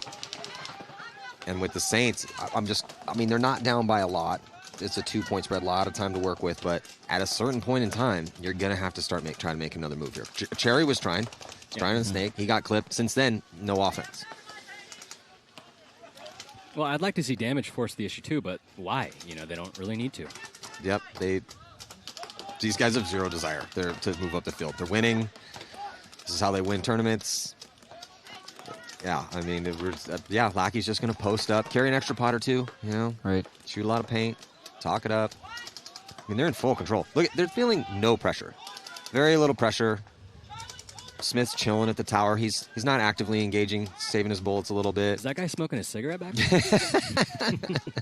Yeah, they do a great job of turning these points into 6-minute points, not dropping a body and still winning the point, and the other team's in a horrible spot. Yeah, they're trying to keep us on schedule. Appreciate that, guys.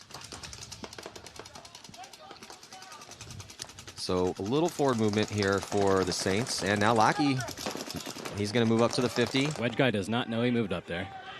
Yeah, he didn't touch the bunker, didn't telegraph his move. Hasn't popped up quite yet. He is going to have an angle on that D2 player.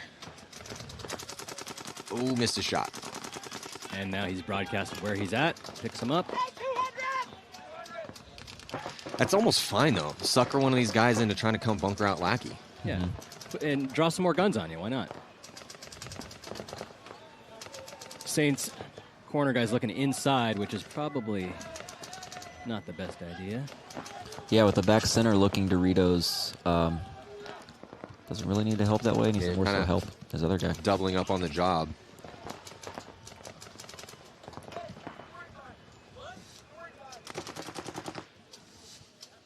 Yeah, and you heard story time from Tampa Bay. That's the one-word version of the 1,000 words that we all just threw at it here in the past couple minutes. It was originated in Strange Days story time. Well, these are the original. Well, some of them original Strange players. Yeah, no one's even really shooting their guns right now because Tampa Bay doesn't have to. They got Lackey in a good spot, kind of has a little bit of bait. Saints have filled into Snake 1. Guy's out of bullets, though. There's no pods on his back. Lackey's still loaded up. Lackey still has 5 pods. Rainey's got to be getting a little low. Jason loves to shoot. Oh, it's actually Jacob. Yeah. Just having some casual conversations.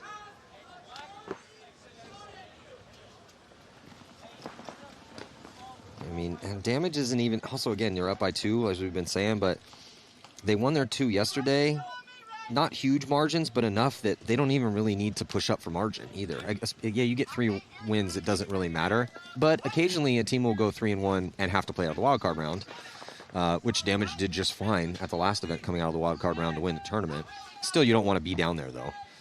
Damage actually lost. They were in the wild card round 2 events in a row. They lost in Texas and took a 10th, but then with the first place at the next one. So Rainey filled the snake. Jacob filled the corner behind him. Looks like one of them is getting out a Kindle and reading a book.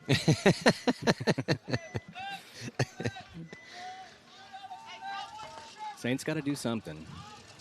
Can't do nothing. Yeah, and it's a good morale boost when you're on a team. I've been in this situation where you're on paper not supposed to beat a team, and it's good for morale to come out and just see what you can do against a team that everyone thinks that you can't compete with. It's for the future, right? Yeah, it's also a fun test, right? I mean, that's kind of what this game is all about. Ooh, Saints lost to the Dorito guy. Yeah, tough gunfight loss. And Rainey. Rainey getting a little bit closer, moving to that inside spot, right by Snake 2.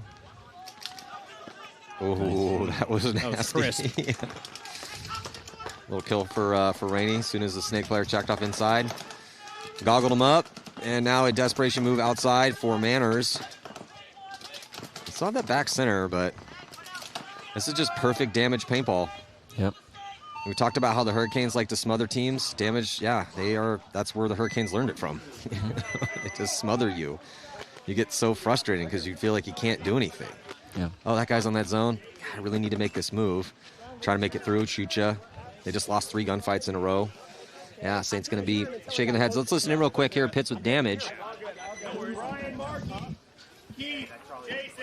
The corner was the snake fill, right? Yes, that was the guy that filled in late. Was the Charlie there? Yes. Because he never shot at me. You felt When I heard him yell, I was like, it's Cowboy for sure. Okay. No, there was no Cowboy. Cowboy is caution in the middle. Somewhere. So he's somewhere in the middle. So Rainey's like, did the Charlie shoot at you? And I'm like, no, but it's Cowboy for sure because I can hear a voice. Hey, good job, Chris. It is always funny. We'll have guys come up here to do commentary sometimes and forget they're not in the pits. And they'll be like, oh, yeah, man, I was at the Apple, and then California was shooting at me. And I was like, Godzilla, Godzilla. And I'm like, hey, no one knows what you're talking about right now. Right. I mean, I love your enthusiasm, but no one has any idea what bunkers you're talking about. So body coming off early here for Legion, and it is Karslev. Right now, Karslev and Malloy would probably be, those are the two guys you have to shoot. So step one, good to go here for Houston Heat. And they get Connor Kelly in the snake. He looked real good yesterday. He didn't really make, I can't remember a mistake that Connor Kelly made yesterday, to be honest. Did Chad get a spin, George, yesterday or no? No, he's still dealing with an injury. Yep. He was injured on Sunday at the last event, and Connor Kelly played for him, did pretty well there. Yeah, I mean, Houston Heat has only been losing on Sunday by 1 point, and it's typically to the team that wins the event. Connor's going to get jiggy here in a sec. I mean, this is when paintball's sweet. You're just in there, snake. Later, alligator. Yeah, this is when paintball is sweet.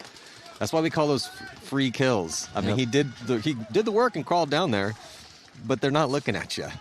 You just get to, your eyes get like saucer plates. You're like, oh, this one's going to be fun. Where do I want to shoot this guy? I can't believe they didn't see Connor. Both those guys are 7 feet tall. Connor's a little guy, though. Yeah, well played. I mean, again, Connor Kelly has been lights out for him in the snake.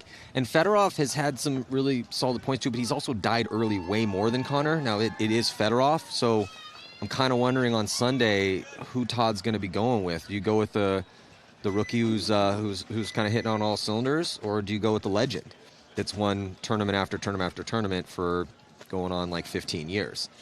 That's going to be a tough call for Todd, because anytime you got Fedorov out there, and just because, you may catch a couple and maybe you have one rough game, but that doesn't mean you couldn't go off and shoot everyone and win the MVP tomorrow. Exactly. There's a big difference between a good paintball player and a paintball player that knows how to win championships. So it looks like we have some info from Lauren. Lauren, what do you got for us?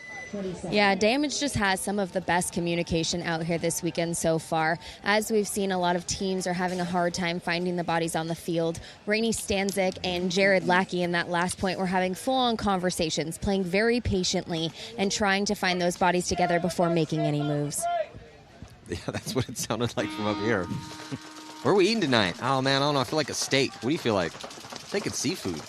So 5 minutes on the clock, 3-point lead for Tampa Bay.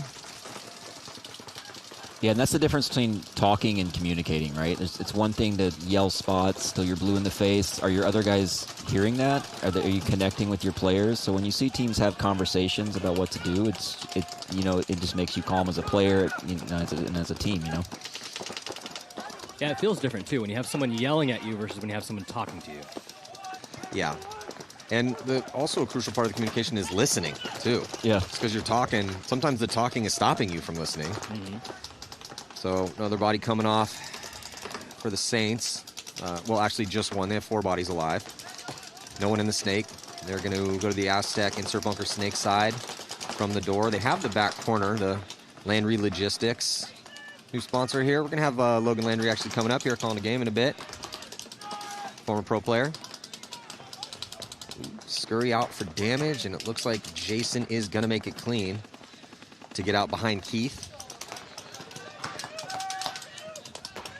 Yeah, crucial fill for Jason. He's a huge gunfighter, and he's going to be able to help control in front of Keith. I used to love fields like this, when you have a nice stand-up in the backfield.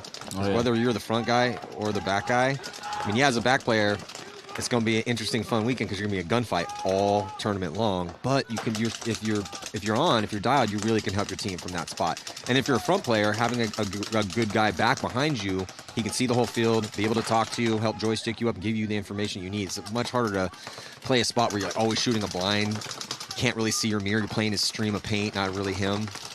Still trying to keep the communication going.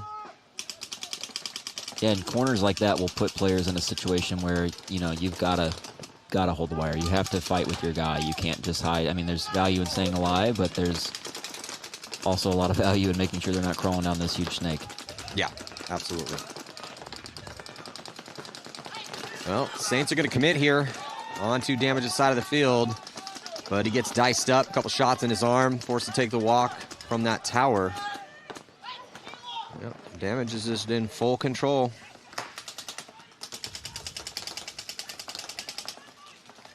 Yeah, kind of like we said, just really not showing much. Very traditional breakouts, getting to a spot that any team would take. Okay, let's get D2, Snake 1. Shoot zones. And then now, since they've softened up the line a bit, ooh, wow, a little bit of a trip and fall here for Keith Brown. And didn't know where he was. Oh, it is going to be a major assessed on Keith Brown. And that's going to pull out Jason. They still have 2 more bodies to pull, so... and I guess he didn't get a shot in on Colin Cherry, so it's going to be a 2-on-1 right now. And then poor Colin, not much he could do in that situation. Yeah.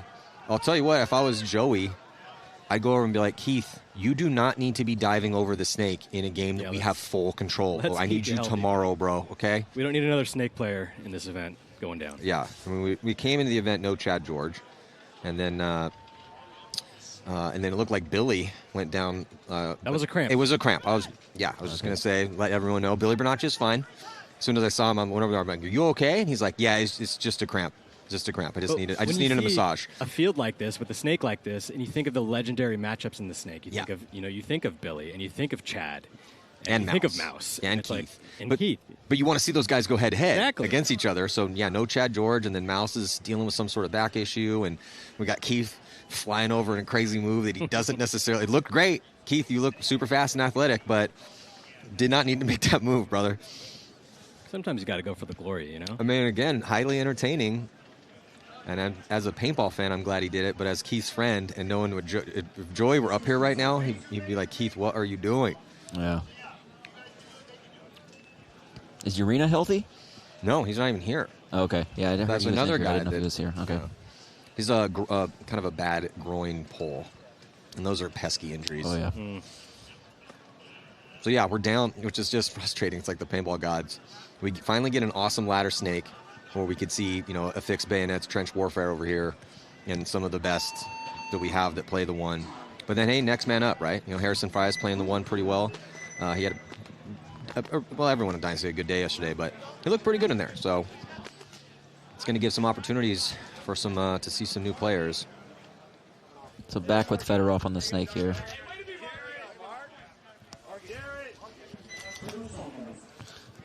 I want to see if Joey yells at Keith. Maybe he already did it. Let's assume he did it.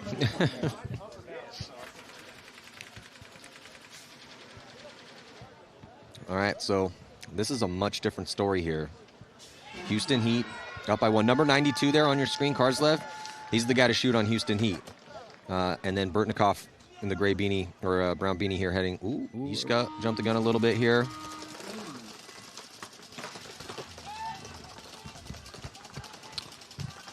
Good break for Heat. They're going to get Ryan Moorhead on a delay all the way up into D3 if he makes it clean.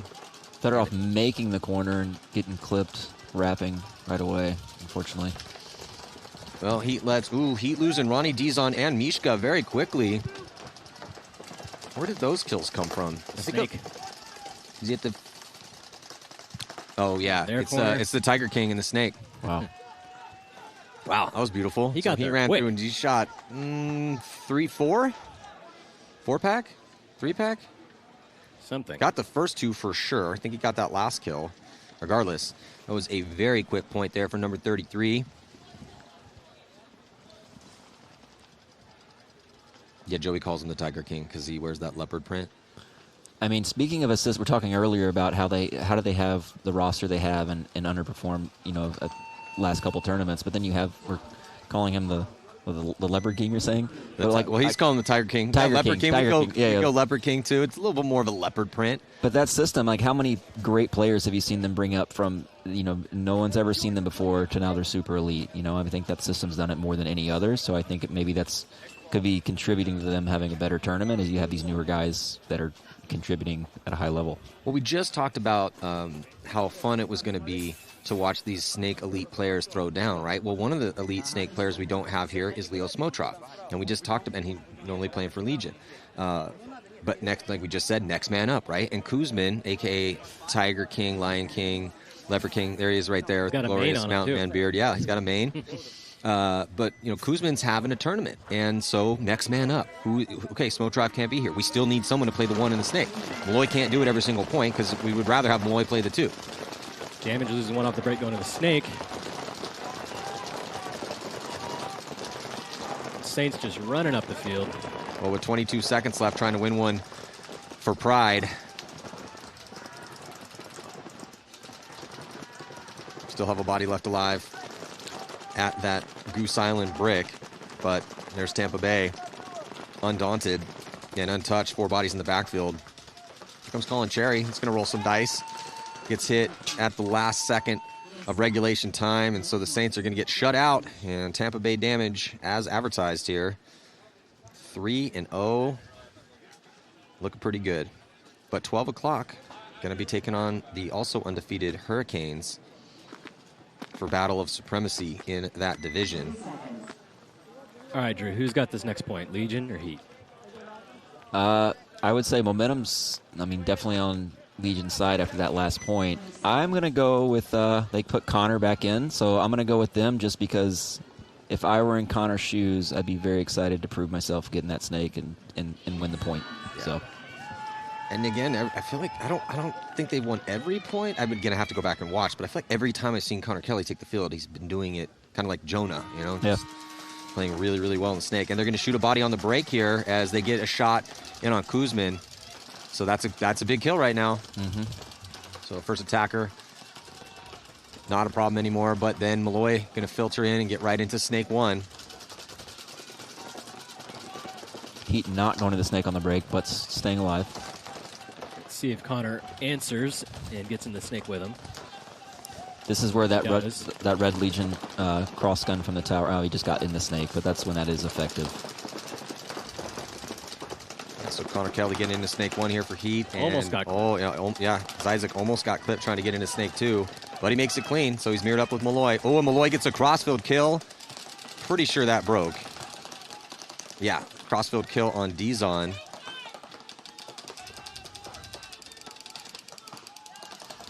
So 4-on-4 situation here. Even on the body count. 2-2 is the score. 6:38 in regulation. And a big fill from Tyler Harmon trying to get out to the Landry Logistics back bunker here on the snake side, and he makes it clean. That's exactly what Connor needs to go to work. Yeah, that's a great gun to have behind you because Tyler's a great gun battler, great communicator. So having him behind you in a snake's a good feeling. Yeah, that's a good point, Drew. This has been talking about this layout. When I saw the layout and I saw that bunker and where it was, I'm like, ooh, Tyler Harmon. This is going to be a good one for Tyler Harmon. And Tyler Harmon, last year when we did the All-Star voting, was 1 and 2 with him and Ryan Greenspan. And that was all voted on by the coaches. I had a vote too. So it was me and all the coaches voted, and no surprise there, right, with Tyler Harmon. Connor in a tough position to kind of snapshot from on his belly. Yeah, when those knuckles, like we were saying, aren't directly down a line, it makes battling down the wire a little unorthodox. Yeah, he could not possibly get any lower. Doesn't have to worry about the. We've seen some guys get shot through that crack right there, but he's going to pop up and try to establish a lane on that D side. Legion outside D3. Oh, shoots the Dorito guy out. Good job, Connor. And that's Karslev. So that's the big weapon on the D side for Legion. It's a huge kill for Connor Kelly.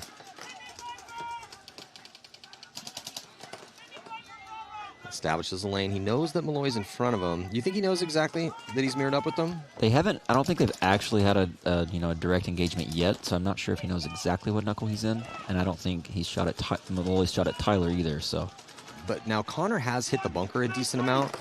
So I'm wondering, Malloy, they should know where Connor is. Yeah, Malloy's body language for a while now has been sort of posted on Connor to bunker him, not really down the wire. Yeah, he's kind of waiting for that guy to. There he goes. There he goes. Okay, now they know they're there. That's their first real engagement, as Drew was just saying. Ooh, did Connor get clipped cross-field? Connor got bounced. Yeah, Connor feeling the pincher. He needs to be careful. And he has Tyler over him. But Tyler has to load. But there's no one to help Malloy. It's just Malloy over here. Sergey's at the door, totally committed to the D side. The guy that's helping Malloy is actually D2. Mm-hmm. And D2 has been putting, I think that's Kirill, putting quite a bit of pressure here on Connor. And we kind of just posted up on this lane, waiting to see if Connor wants to try to make a move on Malloy. Be nice to see Tyler and Connor just sort of bully Malloy here as best they can to get Connor closer to Malloy, you know? Yeah. Because Well, that's a mistake here from Connor Kelly. And Tyler, as soon as he sees Connor dive, filters right into the snake. So that's a smart move. And I don't think Malloy knows he's there. So if Malloy head checks down this side. Oh. So he's going to fight his way up as Mishka Kieznev's going to make his move to the Goose Island brick. Tyler up and over the top. 3:26 to go here. Tied up 2-2. Couldn't ask for a closer match. This is what we thought we were going to see. Oh, and Malloy head checks towards the center and gets shot by his former teammate, Mishka. That was a beautiful move and shot from Mishka. That gives Tyler Harmon control of the snake. Sergey's in a real tough spot. Kirill in the 50 Dorito, though. I don't know if he knows. There he goes. Might be, okay, 2-on-1. And yeah, Sergey again, just in a really tough position. But Tyler Harmon owning that snake. And good job by Ryan Moorhead staying alive through all that chaos. So the combo of Moorhead and Harmon going to give Houston Heat the lead. Also Mishka in there too, because he got the crucial kill on Malloy. Called it, Drew. Yeah, I didn't spot the hero, but I spotted the win. So there we go. We're in the pits right now with Houston Heat. And you see the way Tyler gets into that snake two, playing comfortable, over the top, communicating with Mishka, letting him know the snake's hot, and then that lets Mishka be more comfortable, clip Malloy, and win the point. Yeah. Some high-level paintball we're watching now. Oh, shout out to Chris Odom. He's like just a super fan. Loves the game of paintball. Have you met him yet? I've actually run into him a few times playing games online. Plays Call of Duty. I've ran into him a couple times, but he's a super nice guy. Yeah, super nice guy. Loves paintball.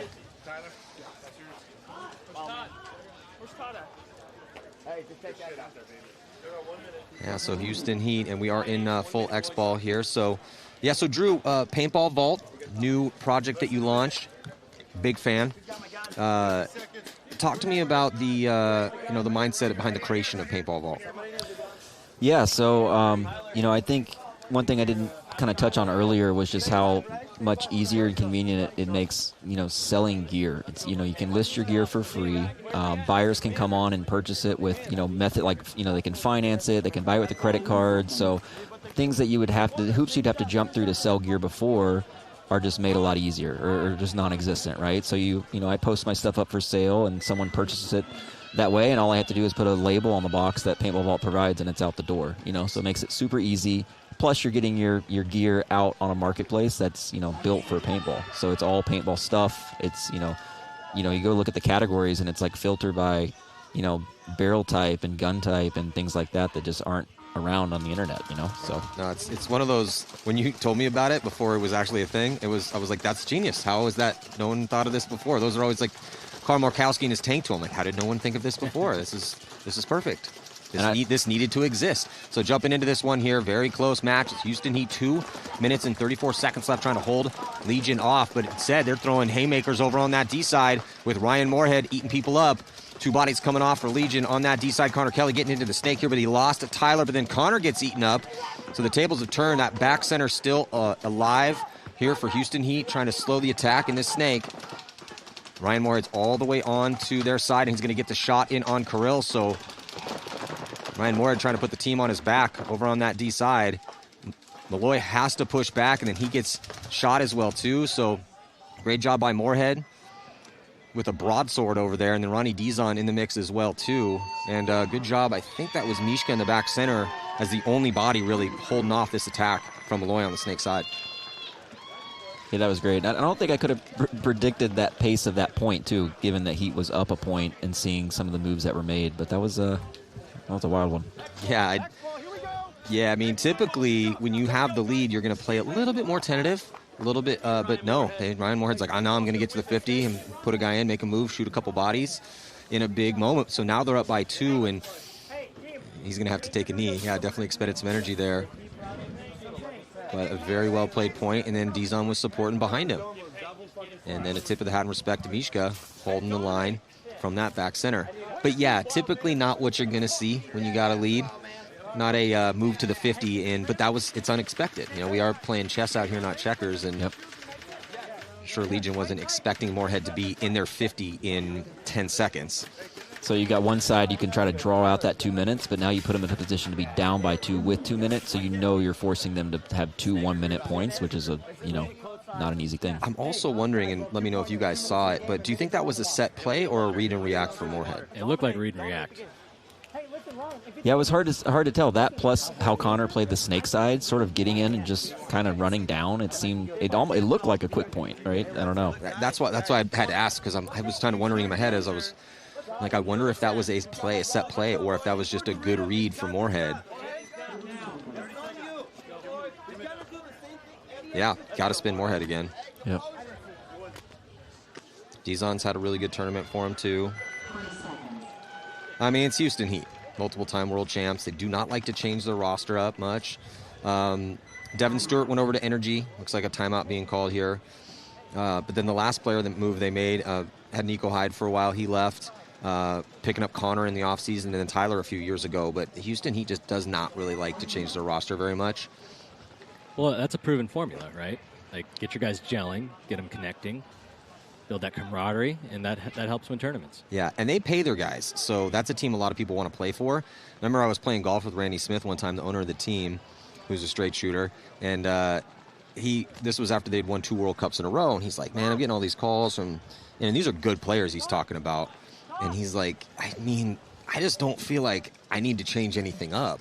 Like, yeah, it would be cool to have this guy, but, you know, he wants a certain amount of money and this and that, but it's also everything's working. I don't want to mess that up. And he's like, I mean, would you pick anybody up if you were me? And I'm like, Randy, you don't need anybody. You just won 2 World Cups in a row. You know? Right. Yeah. So it ain't broke. I mean, if you want to, sure. Like, yeah, I could argue it the other way. This guy will make your team better maybe on paper. But as we well know, just the names on the backs alone do not make an elite team. Certainly. Yeah, if anything, the years they've tried that, it hasn't worked out for them, vice versa.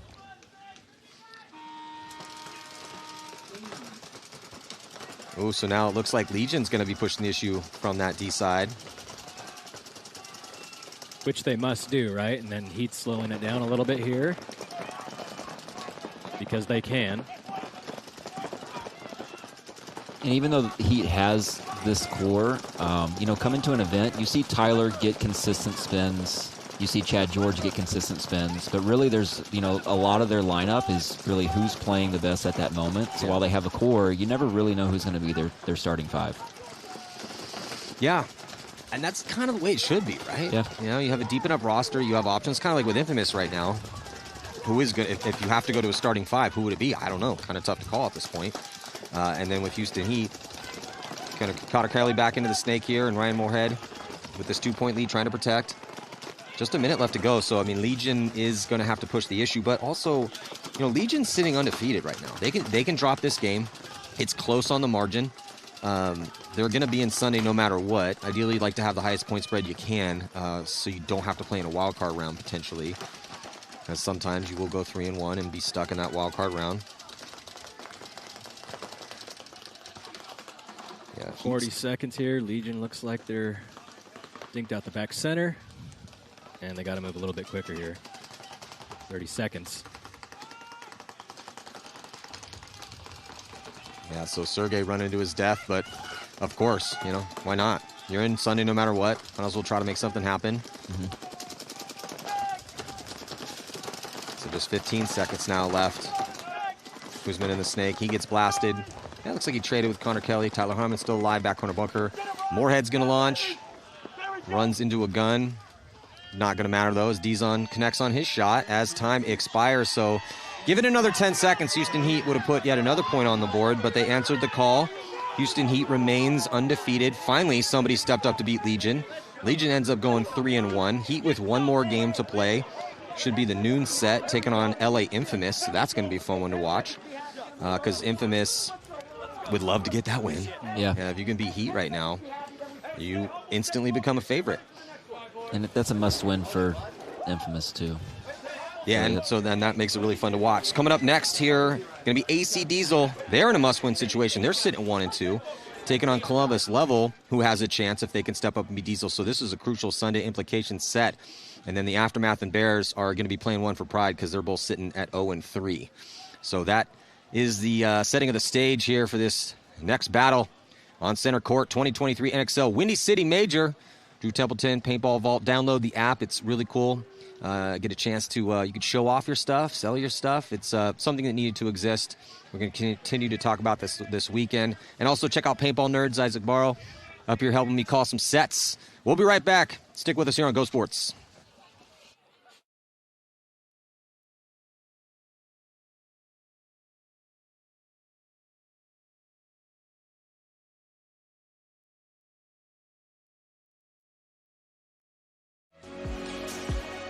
We know the team has what it takes. We got to go out here and play 1 point at a time.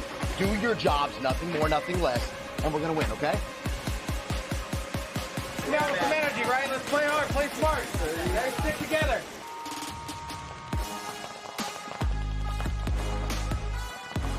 You guys just gave me 200%, and it was absolutely beautiful to watch.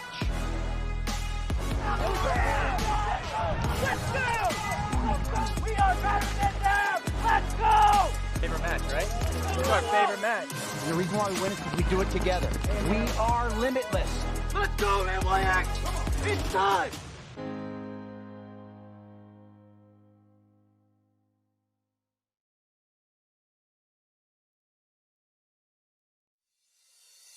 The thing I love most about Paintball Vault is just how easy it makes buying and selling gear online. I know as a buyer that Paintball Vault has my back in case anything goes wrong, and as a seller, they're on my side to help sell my gear and give me tools to make selling as simple as possible. I can sell my gear, take offers, or just show off my collection. Paintball Vault to me is the way that buying and selling gear online should be done. It's safe, it's easy, and it's built for paintball. Sign up for free and see just how easy Paintball Vault makes buying and selling gear online. Get out! Get out, nerd! You're out of snake! You're out of snake! Come on, get out!